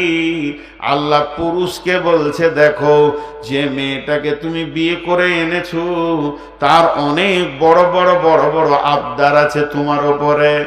আবদার করে করে স্বামী বলে কথা বলবে। হয়তো বা রাত্রি 10টায় দুজন বিছানায় আছো, কেউ নাই, দরজা লাগানো আছে, বিবি তোমার আবদার করে বলছে তোমার আব্বাকে ভয় লাগে, বড় চিল্লিয়ে কথা বলে, ধুমকিয়ে কথা বলে, তোমার মা আমাকে দেখতে পারে না, তোমার বোন এসেছিল বেড়াতে আমাকে গালি দিয়েছে, তোর কি চোখ নাই, তুই কি কানা, নানা ধরনের কথা বলেছে, কেমন করে আমি টিকব? আমার আল্লাহ বলছেন, ও যে খুলে দিচ্ছে সব, তুমি পোশাকের মতো ওটাকে ঢেকে নাও। সকালবেলা হয়েছে, তুমি যদি তোমার আব্বাকে বলো, আব্বা বৌমা তোমার বিরুদ্ধে কথা বলেছে, মা বৌমা তোমার বৌমাকে দেখতে পারো না, বোনকে বলছে খবরদার আমার ঘর আসবি না, তোর ভাবিকে তুই গালি দিয়েছিস, সংসারের অশান্তি হয়ে যাবে। অতএব আমার আল্লাহ বলছে, পোশাক যেমন ইজ্জতকে ঢেকে রাখে, তোমার বিবি তোমাকে যাই বলুক আবদার করে, ওগুলোকে তুমি ঢেকে নিবে, ট্যাকেল করবে। তোমার বিবিকে তোমার বাপ ভাইদের ভিতরে ছুড়ে দিও না, বেজ্জতি করে দিও না। যদি সব কথা তুমি খুলে বলে দাও, তাহলে আর ওই সংসারে সে টিকতে পারবে না। বিধায় তুমি পোশাকের কাজ করো, তার সবগুলোকে তুমি ঢেকে নিয়ে তুমি তাকে সান্ত্বনা দাও, আমি তো তোমাকে ভালোবাসি, আমি কিছু বলে নিয়া ওদের কথা বাদ দাও, ওগুলো তোমার বিষয় নয়, বিষয় তো আমি হৃদয়ে ভরা বুক ভরা ভালোবাসা দিছি। অতএব মা বাপ ভুলে যাও, পুরুষ তুমি পোশাকের কাজ করো, ঢেকে নাও। এটা 1 নম্বর তফসির। 2 নম্বর তফসির, নতুন নতুন বিয়ে হয়েছে, মাথা মোটার হুঁশ নাই, এই মাত্র 2 মাস 1 মাস বিয়ে হয়েছে, বিবির সঙ্গে নতুন আলাপ পরিচয় চলছে, 2 জন মেতে আছে, মাতোয়ারা হয়ে আছে। আজকে এখানে জলসা, পারখোলায় জলসায় সে এসেছে, তার এক বন্ধুকে নিয়ে এসেছে, বলে চল, এখনো মাগরিব হতে আরো আধা ঘন্টা বাকি আছে। 250 গ্রাম বাদাম কিনে নিল, ওই মাঠে চলে গেল, কফির ভুঁয়ে বসে বসে বাদাম খেছে। এই বন্ধু ওকে বলছে, বল তোর বউটা কেমন? এবার গল্প শুরু হয়ে গেল, গোপন থেকে গোপন খবর, শুধু বাদাম খেতে খেতে বন্ধুকে বলছে আর হাসছে। এটা তো পোশাক খোলা গেল, মেয়েটা তো আর পোশাকের ভিতরে নাই। তো আমার আল্লাহ বলছেন, যৌবন জগতে তোমার বিবি তোমাকে কেমন করে পেতে চাইবে, কেমন করে তোমাকে নিয়ে আনন্দ ভোগ করবে, এটা তোমাকে চিরদিন পোশাকের মতো ঢেকে রেখে দিতে হবে। কাউকে বলা যাবে না, বন্ধু বান্ধবকে তুমি বলবে না, এরই জন্যে আমি তোমাকে মেয়েদের পোশাক বলেছি।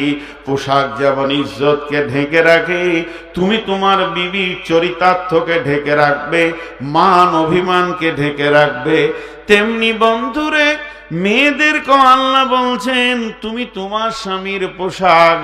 আবদার করে তোমাকে দুটি কিছু বলে দিয়েছে, তোর ভাই লোকের মেয়ের দিকে যায়, তোর বোনটা তো বেশ্যার মতো ঘুরে বেড়ায়, তোর মা বড় খবিশ, জামাই বলে সম্মান করে না, তোর বাপের কোনো জ্ঞান গরিমা নাই। ছেলেটা রাগ করে বলে দিয়েছে, ও মহিলা এই কথা বাপ ভাইদেরকে শোনায় না, শোনালে পরে এই ছেলেটা আর শ্বশুর বাড়িতে জামাইয়ের মতো মাথা নিয়ে যেতে পারবে না, মাথা উঁচু করে যেতে পারবে না, বেজ্জতি হয়ে যাবে। কিংবা গায়ে কোনো দুর্ঘটনা ঘটে গেছে, তোমার স্বামীকে নিয়ে বিচার হয়ে গেছে, গালে দুটি থাপ্পড় মেরেছে বাইরের লোক, এটা যদি শ্বশুর বাড়ির লোক জেনে নেয়, এই যুবকটা আর সেখানে আনন্দের সঙ্গে বেড়াতে যেতে পারবে না। তোমার বাপ ভাই তোমাকেই জিজ্ঞেস করবে, খাদিজারে বল জামাইয়ের ব্যাপারে কি শুনলাম, হালকা করে বলবে এগুলো মানুষের চক্রান্ত ছাড়া কিছুই নয়, আব্বা যা শুনেছ সব ভুল, এগুলো কিছুই নয়। তাহলে তারাও মিটে যাবে, তোমাকেও পোশাকের মতো স্বামীকে ঘেরে নিতে হবে। স্বামীর ভুল ত্রুটি বাপ ভাইয়ের কাছে বললে হবে না। তেমনি কিছু মেয়ে আছে শ্বশুর বাড়ি থেকে বাপের বাড়ি এসেছে, শৈলীটা শুনতে পেয়েছে হাবিবা শ্বশুর বাড়ি থেকে এসেছে, বলে চল পুকুরের ঘাটে বাঁশতলায় বসে বসে খানিক গল্প করি, কিংবা ছাদের 3 তলাতে যাই। দিয়ে বলছে স্বামী কি করে, কেমন করে তার চাহিদা মিটায়, সে কিভাবে আমাকে নিয়ে আনন্দ করে। তুমিও যদি সহিলীকে বলে দাও তাহলে ছেলেটা নাঙ্গা হয়ে গেল, ছেলেটা বেজ্জতি হয়ে গেল। বিধাই তুমি এগুলো ঢেকে রাখবে চিরদিন। তোমার স্বামী তোমাকে কেমন করে নিয়ে আনন্দ করে এটা বহির প্রকাশ করবে না। তার জন্য আল্লাহ বলেছেন স্বামীর চরিতার্থ এবং স্বামীর মান অভিমান তুমিও ঢেকে রাখবে। তাহলে পুরুষকে বলল তুমি মেয়ের মানে বিবির মান অভিমান চরিত্র ঢেকে রাখবে, নারীকে বলল তুমিও স্বামীর মান অভিমান চরিত্র ঢেকে রাখবে। এরই জন্যে আল্লাহ বলেছেন হুন্না লিবাসুল লাকুম ওয়া আনতুম লিবাসুল লাহুন্না, তুমি তার লিবাস, সে তোমার পোশাক। একবার বলেন বুঝে এলো? কে বলছে না? আচ্ছা আচ্ছা ঠিক আছে। হ্যাঁ আমার কোল যে শুকিয়ে গেছে, ওই তো না বুঝি ঘর গিয়েছে। হ্যাঁ ও না বুঝিয়ে গিয়েছে, কিন্তু এত সুন্দর কথা বলছি তারপরে ওই যে বুঝতে পারছে। এবার দ্বিতীয় ওই আয়াতের আবার দ্বিতীয় তফসির 4 রকম হবে, একরকম হয়ে গেল। পোশাক কি করে মানুষ, পোশাককে কি করে যত্ন করে, সব থেকে বেশি যত্ন করে কাকে? পোশাককে। ভাত খেতে বসেছে, মাছ মাংস সব আছে, আর একটু ভাত এখানে পড়ে গিয়ে হলুদ লেগে গেছে, তো এটাকে ধরে বেড়াবে, আগো সাবান আছে গো দাগো এটা একটু সাফ করে নি। মানে পোশাক নোংরা হোক এটা কেউ, একমাত্র পাগল ছাড়া, পাগলের কথা বাদ দেন, মানুষ এমনি করে করে ঝাড়বে, খালি এমনি করে ঝাড়বে। পোশাককে কি করে মানুষ যত্ন করে, জি মানুষ পোশাককে কি করে যত্ন করে। আমার আল্লাহ বলছেন নারীদেরকে স্বামী তোমার পোশাক, তুমি তার যত্ন করো। আর পুরুষকে বলছেন নারী তোমার পোশাক, তুমি তার যত্ন করো। কেমন করে যত্ন করবে? আপনি গোসল করতে শুরু করেছেন, বিবি এসে বলবে সাবানটা দাও, আমি পিঠটা একটু দলে দিই, ঘষে দিই, ঘাড়ের ময়লাগুলো একটু তুলে দিই। বিবি আপনার পিঠের ময়লা তুলে দিল, ঘাড়ের ময়লা তুলে দিল, সুন্দর করে গোসল হয়ে গেল। তেমনি বিবিও যদি গোসলখানায় ঢুকে তুমি কেন বাইরে বসে থাকবে, তুমিও ঢুকে যাও, তার পিঠগুলোকে সাবান দিয়ে ঘষে দাও, কারণ ওটা তোমার পোশাক, তুমি ওকে গোছিয়ে নাও, সুন্দর করে নাও। গালে ময়লা আছে তুলে দাও, মাথা ব্যথা আছে একটু টিপে দাও। তুমি তার যত্ন নেবে, সে তোমার যত্ন নেবে। বিবি ভ্যারাইটিজ খাবার বানাবে, স্বামীকে খাওয়াবে। স্বামী ভ্যারাইটিজ জিনিস এনে বিবিকে দিয়ে আনন্দ দেবে। একজন আর একজনকে যত্ন নেবে। এর জন্য আমি বলেছি তুমি তার পোশাক, তোমার পোশাক সি।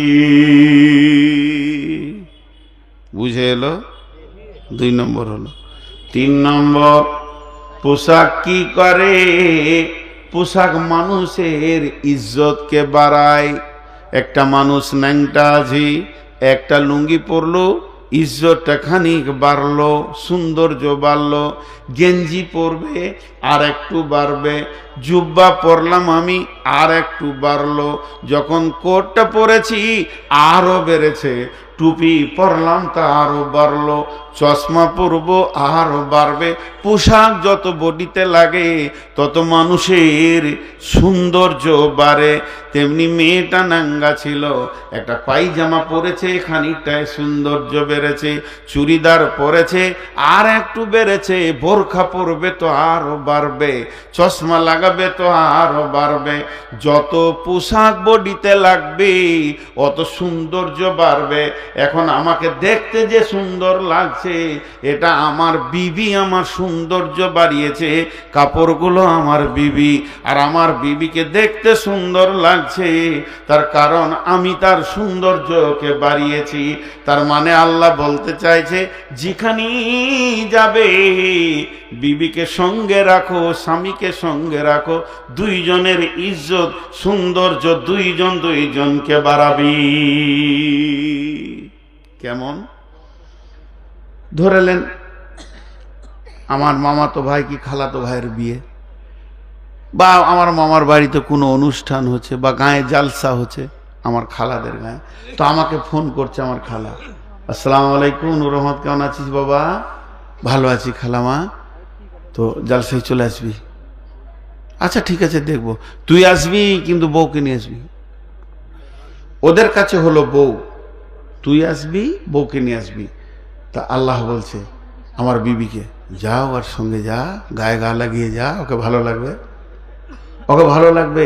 কারণ ও চললো ওর খালার বাড়ি, তোর খালার শাশুড়ি হলো এটা দেখতে হবে না, তোর স্বামী চললো খালার বাড়ি। সেই খালার বাড়ির অনুষ্ঠানে গিয়ে দেখছি আরো 10 জোড়া এসেছে আর কি আমার মতো। তখন আমি মনে মনে ভাবছি, খালি তোদেরই আছে নাকি, আমারটা দেখ। হ্যাঁ, আমিও নিয়ে এসছি। তো এই যে সৌন্দর্য, স্বামীর পাশে স্ত্রী থাকবে সৌন্দর্য, তাহলে আমার ফ্যামিলিতে, আমার ফ্যামিলির কোনো অনুষ্ঠানে আমার বউ আমার সঙ্গে থাকবে, তাহলে আমার সৌন্দর্য বাড়লো। কিছু মেয়ে আছে যদি বলা হয় চলো খালাদের ঘরে আমার ছোট বোনটার বিয়ে হচ্ছে, খেয়ে আসি, তা হালকা করে বলবে তুমি যাও, আমাকে ভালো লাগছে না। পোশাকটা খোলা গেল, পোশাকটা থাকলো না, খোলা গেল। এবার ও একা যেছে, তো খালি একটা গেঞ্জি পরে যেছে, ফিড় করে, যতই পোশাক পরুক ওই মানাবে না। ঠিক না ভুল? তেমনি আমার বিবির তরফের কোনো কুটুম ফোন করছে, বা আমার শ্বশুর বলছে, কইরে মা পরশুদিন আসবি, এখানে অনুষ্ঠান আছে। তো আমাকে বলছে চলো আব্বা ডেকেছে, যাই। ওর ইচ্ছা যে আমার স্বামীটা যদি আমার সঙ্গে যায় তো আমিও যাব, কত ভালো লাগবে। কিন্তু আমি তখন বলছি যা যা, কাজ আছে। বা ছেলেটাকে বলছে রে করে, জি আব্বা তোর মাকে দিয়ে যা, যা তোর মা দুটো খেয়ে আসুক গো। এর নাম আনন্দ নয়। আল্লাহ বলছে রে মৌলবি, তুইও গাড়ির হ্যান্ডেল ধরেলে আর বিবিকে তোর পাশে বসিয়েলে, দুইজনে যখন শ্বশুর বাড়ির অনুষ্ঠানে নামবি 300-400 লোক দেখবে, তোর দিলটা কলজেটা বড় হবে যে আমি আমার স্বামীকে সঙ্গে করে এসেছি। হন্না লিবাসুল লাকুম ওয়া আনতুম লিবাসুল লাহুন্না। তুই ওর সৌন্দর্য বাড়াবি, তোর সৌন্দর্য বাড়াবি। কয়টা হলো? 3টে হলো। 1 নম্বর হলো পোশাক মানুষের ইজ্জতকে ঢাকে। 2 নম্বর হলো মানুষ পোশাকের যত্ন করে। 3 নম্বর হলো মানুষ পোশাক মানুষের এই সৌন্দর্য বাড়ায়। 3 নম্বরে পৃথিবীর মানুষ সব ভুলে যায় কিন্তু পোশাক ভুলে না। हम भूल गए हर बात मगर तेरा प्यार कभी नहीं भूला। আমি সব কিছু ভুলতে পারি, তোমার মহব্বত ভুলবো না। হাজি হঠাৎ বলছি হাজি যা সুলাম ভাই কলমটা আনতে ভুলে গেছি, কলম দেন তো। হয় কি হয় না? এই চশমাটা যা, চশমাটা বিলকুমার মাসে থেকে জানা হয়নি, এটা হয়। এই যে চার্জার আনা হয় নাই গো, একটা চার্জার দেন তো, মোবাইলটা চার্জ করিলি। মানুষ বহুত কিছু ভুলে যায়, মার্কেটে চলে যায় থলি ভুলে চলে যায়, হাট করতে গেছে থলি ভুলে চলে যায়, যাই কি যাই না। অনেক সময় জামাটা চেঞ্জ করেছে তো টাকা নিতে ভুলে গেছে, হাটে দৌড়ে বাই যায়, ও খলিল চাচা 2000 টাকা দাও তো, হাট করে যাই, বাড়িতে গিয়ে দিয়ে দেবো, ভুলে গেছি। এটা হয়, পৃথিবীর সব কিছু ভুলে। কিন্তু এমন কোনো লোক দেখেছেন যে লুঙ্গি পরে নেই, খালি লুঙ্গিতে হাঁটছে, হাট চললো, পোশাক ভুলে একদম ন্যাংটা ফাংটা হয়ে হাট চললো, এ যা কাপড় পরতে ভুলে গেছি। কোনোদিন দেখেছেন বিয়ে বাড়িতে একটা মেয়ে ঘুরে বেড়াচ্ছে কাপড়ই পরেনি, যা ভুলে গেছি? এটা হয়। প্রথমেই কাপড়টাকে গায়ে লাগাবে। কাপড় এমন একটা জিনিস চামড়ার সঙ্গে ঘষাঘষি হয়। আমার পোশাক আমার চামড়াতে ঘষছে, আমার বিবি আমার গায়ে এখন আমার চামড়ার সাথে লেগে রয়েছে। সে আল্লাহ বলছে পৃথিবীর সব জিনিস মানুষ ভুলে যায়, পোশাককে কোনোদিন ভুলে না। তবে তুই তোর বিবিকে জীবনে ভুলবি না রে, হৃদয় মাঝে রেখে দিবি, তোর গায়ে জড়িয়ে ধরে রাখবি। আর তুই তোর স্বামীকে কোনোদিন ভুলবি না রে, হৃদয় মাঝে রেখে দিবি, মহব্বতের জায়গায় রেখে দিবি। এরই নাম হলো হুন্না লিবাসুন লাকুম ওয়া আনতুম লিবাসুন লাহুন্না। তুমি তার পোশাক, সে তোমার পোশাক। আজকে বক্তব্য শুরু করেছিলাম মেয়েদের 3টি ক্যাটালগ। 1 মিনিটে দিয়ে দেবো গোটা বক্তব্যটা আপনাদের মনে পড়ার জন্যে। মেয়েদের 3টি ক্যাটালগ। একজনের স্বামী ভালো, একজনের স্বামী খারাপ। স্বামী খারাপ হলেও আল্লাহ আমলে ওকে জান্নাতে দেবে, স্বামী ভালো হলে যে ওর আমলে জাহান্নাম পেরিয়ে যাবে তা নেই, জাহান্নাম যেতে হবে। তার মানে নিজের নিজের আমল করো। যুবতীরা তোমরা ছাড় পাবে না, মারিয়ামকে দিয়ে তোমার বিচার করা হবে। যুবতীদের যৌনাঙ্গের এত মূল্য, আল্লাহ তাবারক ওয়া তাআলা বলছে আমি সেখান থেকে ভালো ভালো ওলি সন্তান পরেজগার দিনদারকে লি, যদি তুমি জায়গাটা ঠিক রাখতে পারো।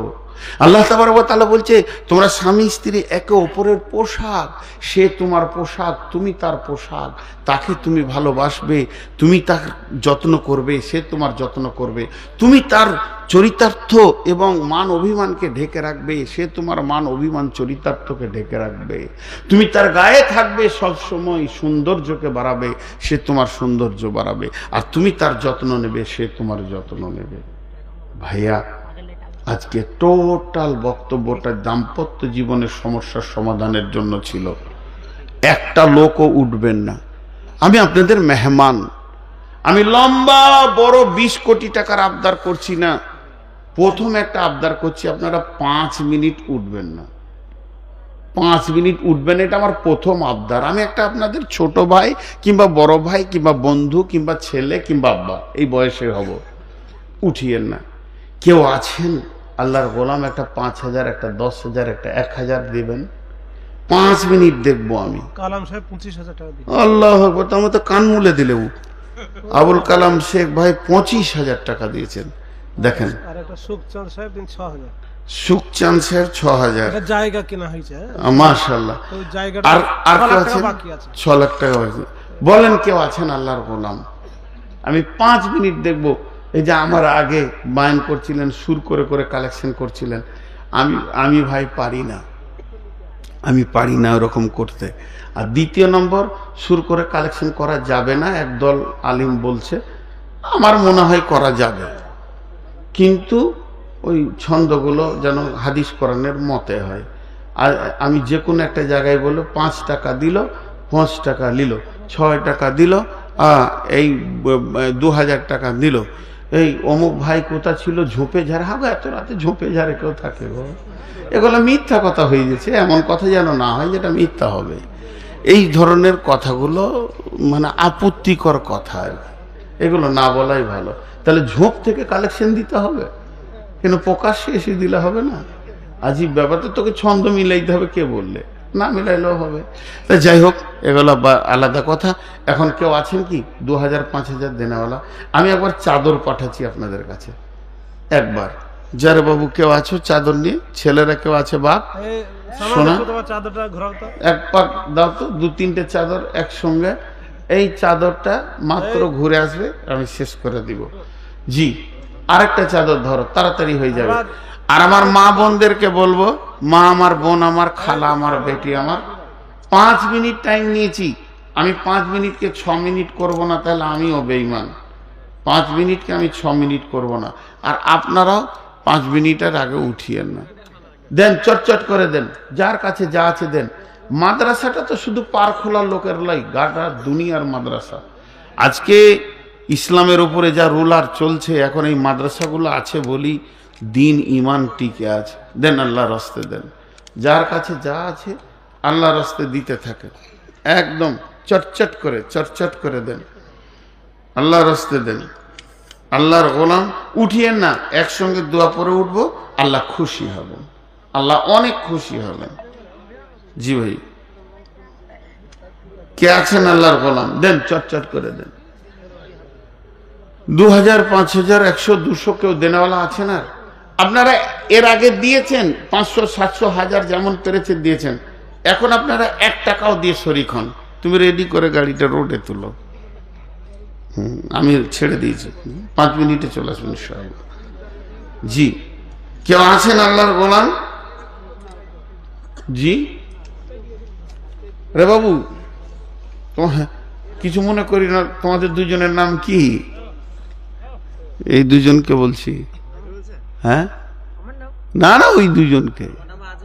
আজহার না সালাদিন। বলি, গীবত করা জায়েজ আছে। 2 মিনিট বলবো, বেশি সময় নেবো না। গীবত করা জায়েজ আছে। গীবত করা কাবিরা গুনাহ। সবাই কি বলছি তো, 6টা গীবত করা জায়েজ আছে, 6টা। ওই বইটার নামই হচ্ছে গীবত, বাংলাদেশের লেখা, পড়ে দেখবে সব হাদিস কোরআন দলিল দেওয়া আছে। এটা গীবত কেমন? যদি কোনো ছাত্রকে অসঙ্গত জায়গায় দেখো, তা তার শিক্ষককে বলে দাও তোমার ছাত্রকে অমুক জায়গায় দেখেছি, এটা জায়েজ আছে। মা বাপের কাছে ছেলের গীবত করা জায়েজ আছে। তাহলে 2টো হলো। 3 নম্বর হলো, এই গ্রামে কোনো মেয়ের বিয়ে জন্য, কোনো ছেলের বিয়ের জন্য কোনো মেয়েকে দেখতে এসছে, তুমি জানো যে ছেলেটা ভালো আলিম আর মেয়েটা খারাপ, মেয়েটার বিভিন্ন সম্পর্ক আছে, ওই বিয়েটা ভেঙে দেওয়া জায়েজ আছে। বা ওইখানে আবার যদি কোনো ভালো মেয়ের বিয়ে হচ্ছে মাতালের সঙ্গে, তো ওই বিয়েটা ভেঙে দিতে হবে, জায়েজ আছে। তাহলে 3টে হলো। 4 নম্বর হলো, যখন তুমি বিচার আনতে যাবে কারো কাছে, মানে আমার কাছে বিচার নেবো, আমাকে কেউ জ্বলাচ্ছে, তখন ওর চরিত্র খুলে বলতে হবে, মাতাল, চোর, দিনরাত খিস্তি করে গাল দেয়। তো ওই সময় বিচার নেওয়ার সময় তোমার কথা গোপন করা যাবে না, বিচারকের কাছে গীবত করা জায়েজ আছে। 5 নম্বর হলো, রাস্তায় যে আমি বেরিয়ে যাচ্ছি, আপনি আমার গাড়ির সামনে এসে দাঁড়ালেন, দাঁড়িয়ে বললেন যে মৌলানা যেন না, ওই গ্রামের পাশে ওখানে কালু ডাকাতের ঘর, খবির ডাকাত আছে, জানে মেরে দেবে, এই গীবত করা জায়েজ আছে ইমানকে বাঁচানোর জন্যে। এটা হলো 5। আর 6 নম্বরে হলো, দেখে ভুলে গেলাম, হ্যাঁ হ্যাঁ, মানে যারা রাজনৈতিক নেতা আছে তাদের গীবত করা জায়েজ আছে। এবার চলো, কোরআন আছে 4টা কাবিরা গুনাহ নিয়ে সূরা হুমাজাটা তৈরি হয়েছে। 4টা কাবিরা গুনাহ। ওয়াইলুল্লি কুল্লি হুমাজাতিল লুমাজা আল্লাজি জামা মালাউ আদাদা ইয়াহসাবু আন্না মালাউ আখলাদা। তো 2টো বাদ দিচ্ছি, 2টো ধরছি। যারা মানুষকে সামনে সামনে অপমান করে, যারা মানুষকে পেছনে অপমান করে, গীবত করে কষ্ট দেয়, তাদের জন্য জাহান্নাম আছে। এখন এতগুলো লোক বসে আছো, আমি চেয়ারে আছি, এবং আমি এখানে আজকে প্রধান বক্তা। আমার পোশাকে দেখে মনে হচ্ছে জিবরাইল ফেরেশতা, বুঝতে পারছো কি না? কিন্তু আমারও গুনাহ আছে, গুনাহবিহীন একটা মানুষ নেই। কারণ আল্লাহ রসুল বলে দিয়েছেন, কুল্লু বানি আদামিন খাত্তান, প্রত্যেকটা আদম সন্তানের পাপ আছে। তুমি যদি আমাকে পাপ মুক্ত ধরো, তাহলে আবার গুনাহ হয়ে যাবে। আবার আল্লাহ কোরআনে বলছেন, ইজহিবনা সাইয়্যাত বিল হাসানা, মানুষের গুনাহকে আমি সরিয়ে দিই ভালো আমলের দ্বারা, তাহলে আমার গুনাহ আছে। বারবার বলছি, একটা লোক জান্নাতে যাবে, একটা লোক কিয়ামতের মাঠে হিসাব দিতে গেল, দেখা গেল তার নেকি হয়েছে 20,000 আর গুনাহ হয়েছে 2 লাখ, কোথায় যাবে? জাহান্নামে যাবে। তাহলে জাহান্নামীদের নেকি থাকতে পারে, হ্যাঁ, তেমনি জান্নাতে একটা লোক যাবে তার 1000 নেকি আর গুনাহ হচ্ছে 500। তাহলে একটা জান্নাতীর গুনাহ থাকতে পারে। তো আমি গুনাহ থেকে মুক্ত নই, আমার মধ্যে লোভ আছে, লালসা আছে, আমি এগুলো থেকে মুক্ত নই। আমি 25,000 টাকা নিয়ে নিজের জবান দিয়ে বলছি অগ্রিম নি, আমার বিশ্বাস কম, এগুলো আমার পাপের দিক। কিন্তু আমি আল্লাহর কাছে বাকি কি আমল করি, আল্লাহ কতটা আমার এই মেজারমেন্টটা টানবে সেটা আমার ব্যাপার। এই কথাটা বলে তুমি গুনাহটা নেবে কেন? কথাটা বুঝতে পেরেছো কিনা? হ্যাঁ, এখন যদি তোমার মনে হয় যে এই টাকাটা নেওয়াটা আমার খারাপ, তাহলে তুমি আমার জন্য ভালো কাজ করবে কখন? কোনো সময় ফোন করে হুজুর একটু দেখা করতাম, একটু দরকার ছিল, এরপর আমাকে বলো যে আপনার বায়ান ভালো লাগে, খুবই ভালো লাগে অমুক, আপনি যদি এটা ছেড়ে দেন তো আমাকেও ভালো লাগবে। তা আমি জানবো তুমি আমার হৃদয়ের লোক। এখানে এই হরনগরে এসেছিলাম একবারই, আমি গাড়ি থেকে নামছি, হট করে একজন সামনে এসে ওই কথাটাই বলেছিল আমাকে, হ্যাঁ অনেকদিন আগে। তো এই কথাটা তার বলা ঠিক হয়নি, দাঁড়াও, এই কথাটা তার বলা ঠিক হয়নি। এখন কোন শিক্ষক যদি শিক্ষা দিতে উঠে আর ওই অবস্থায় যদি তার ফলস ধরা হয়, ও আর শিক্ষা দিতে পারবে না। তোমাদেরকে কাণ্ড, তোমরা আমার ছোট ভাইয়ের মতো, এই জন্য বলছি যে আমি এখানে উঠেছি 2 ঘন্টা ইসলাম বুঝাবো। আমার ইসলামে 100-এ 30% ফলস আছে আমার, তারপরও আমাকে বুঝাতে হবে। এখন তার নবী আসবে না, পার্সেন্টেজটা আমার বেশি আছে ভালোর দিকটা। ওই 30%-এ তুমি 5টা কথা তুলে বললে আপনি তো এই ধরনের লোক, কি কোরআন বুঝাবেন? তাহলে আর আমার ক্লাস করা সম্ভব হবে না, ওকে ব্রেক করে দেয়া হলো। এই জন্য একটা হাদিস আছে যে আবু হুরাইরা ওই আয়াতুল কুরসির ফজিলত শিখেছিল শয়তানের কাছে। তা আমি যদিও শয়তান, তো তুমি ভালোটা শুনে নাও। কথাটা বোঝাতে পারছি? আমার পাপ আছে, আমি গুনাহ করি, আমি ব্যভিচারী, আমি সুদারু, কিন্তু তুমি ভালোটা শুনে নাও। বিশ্বনবী যেদিন মক্কা থেকে মদিনা যায় হিজরত করে, তো ও রাস্তা দেখিয়েছিল কে? হ্যাঁ, না আবু বকর রাস্তা জানতো না, আবু বকর সঙ্গী ছিলেন, ইহুদির ছেলে রাস্তা দেখিয়েছিল। তাহলে বিশ্বনবী ইহুদির কাছ থেকে সাহায্য নিলেন কেন?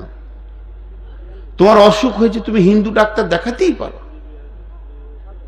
সাহায্য নিতে পারো, বেঈমানের কাছেও নিতে পারো সাহায্য। এই কথাগুলো না বললেই ভালো হয়। মানুষকে সামনে সামনে বলার যদি কিছু থাকে তাকে পার্সোনাল বলতে হয়। বাট আমিও তোমাদেরকে খানিক বকলাম রাগে, আমাকেও মাফ করে দিও, কারণ কিয়ামত তো আমারও হবে, তোমাদের একা হবে না।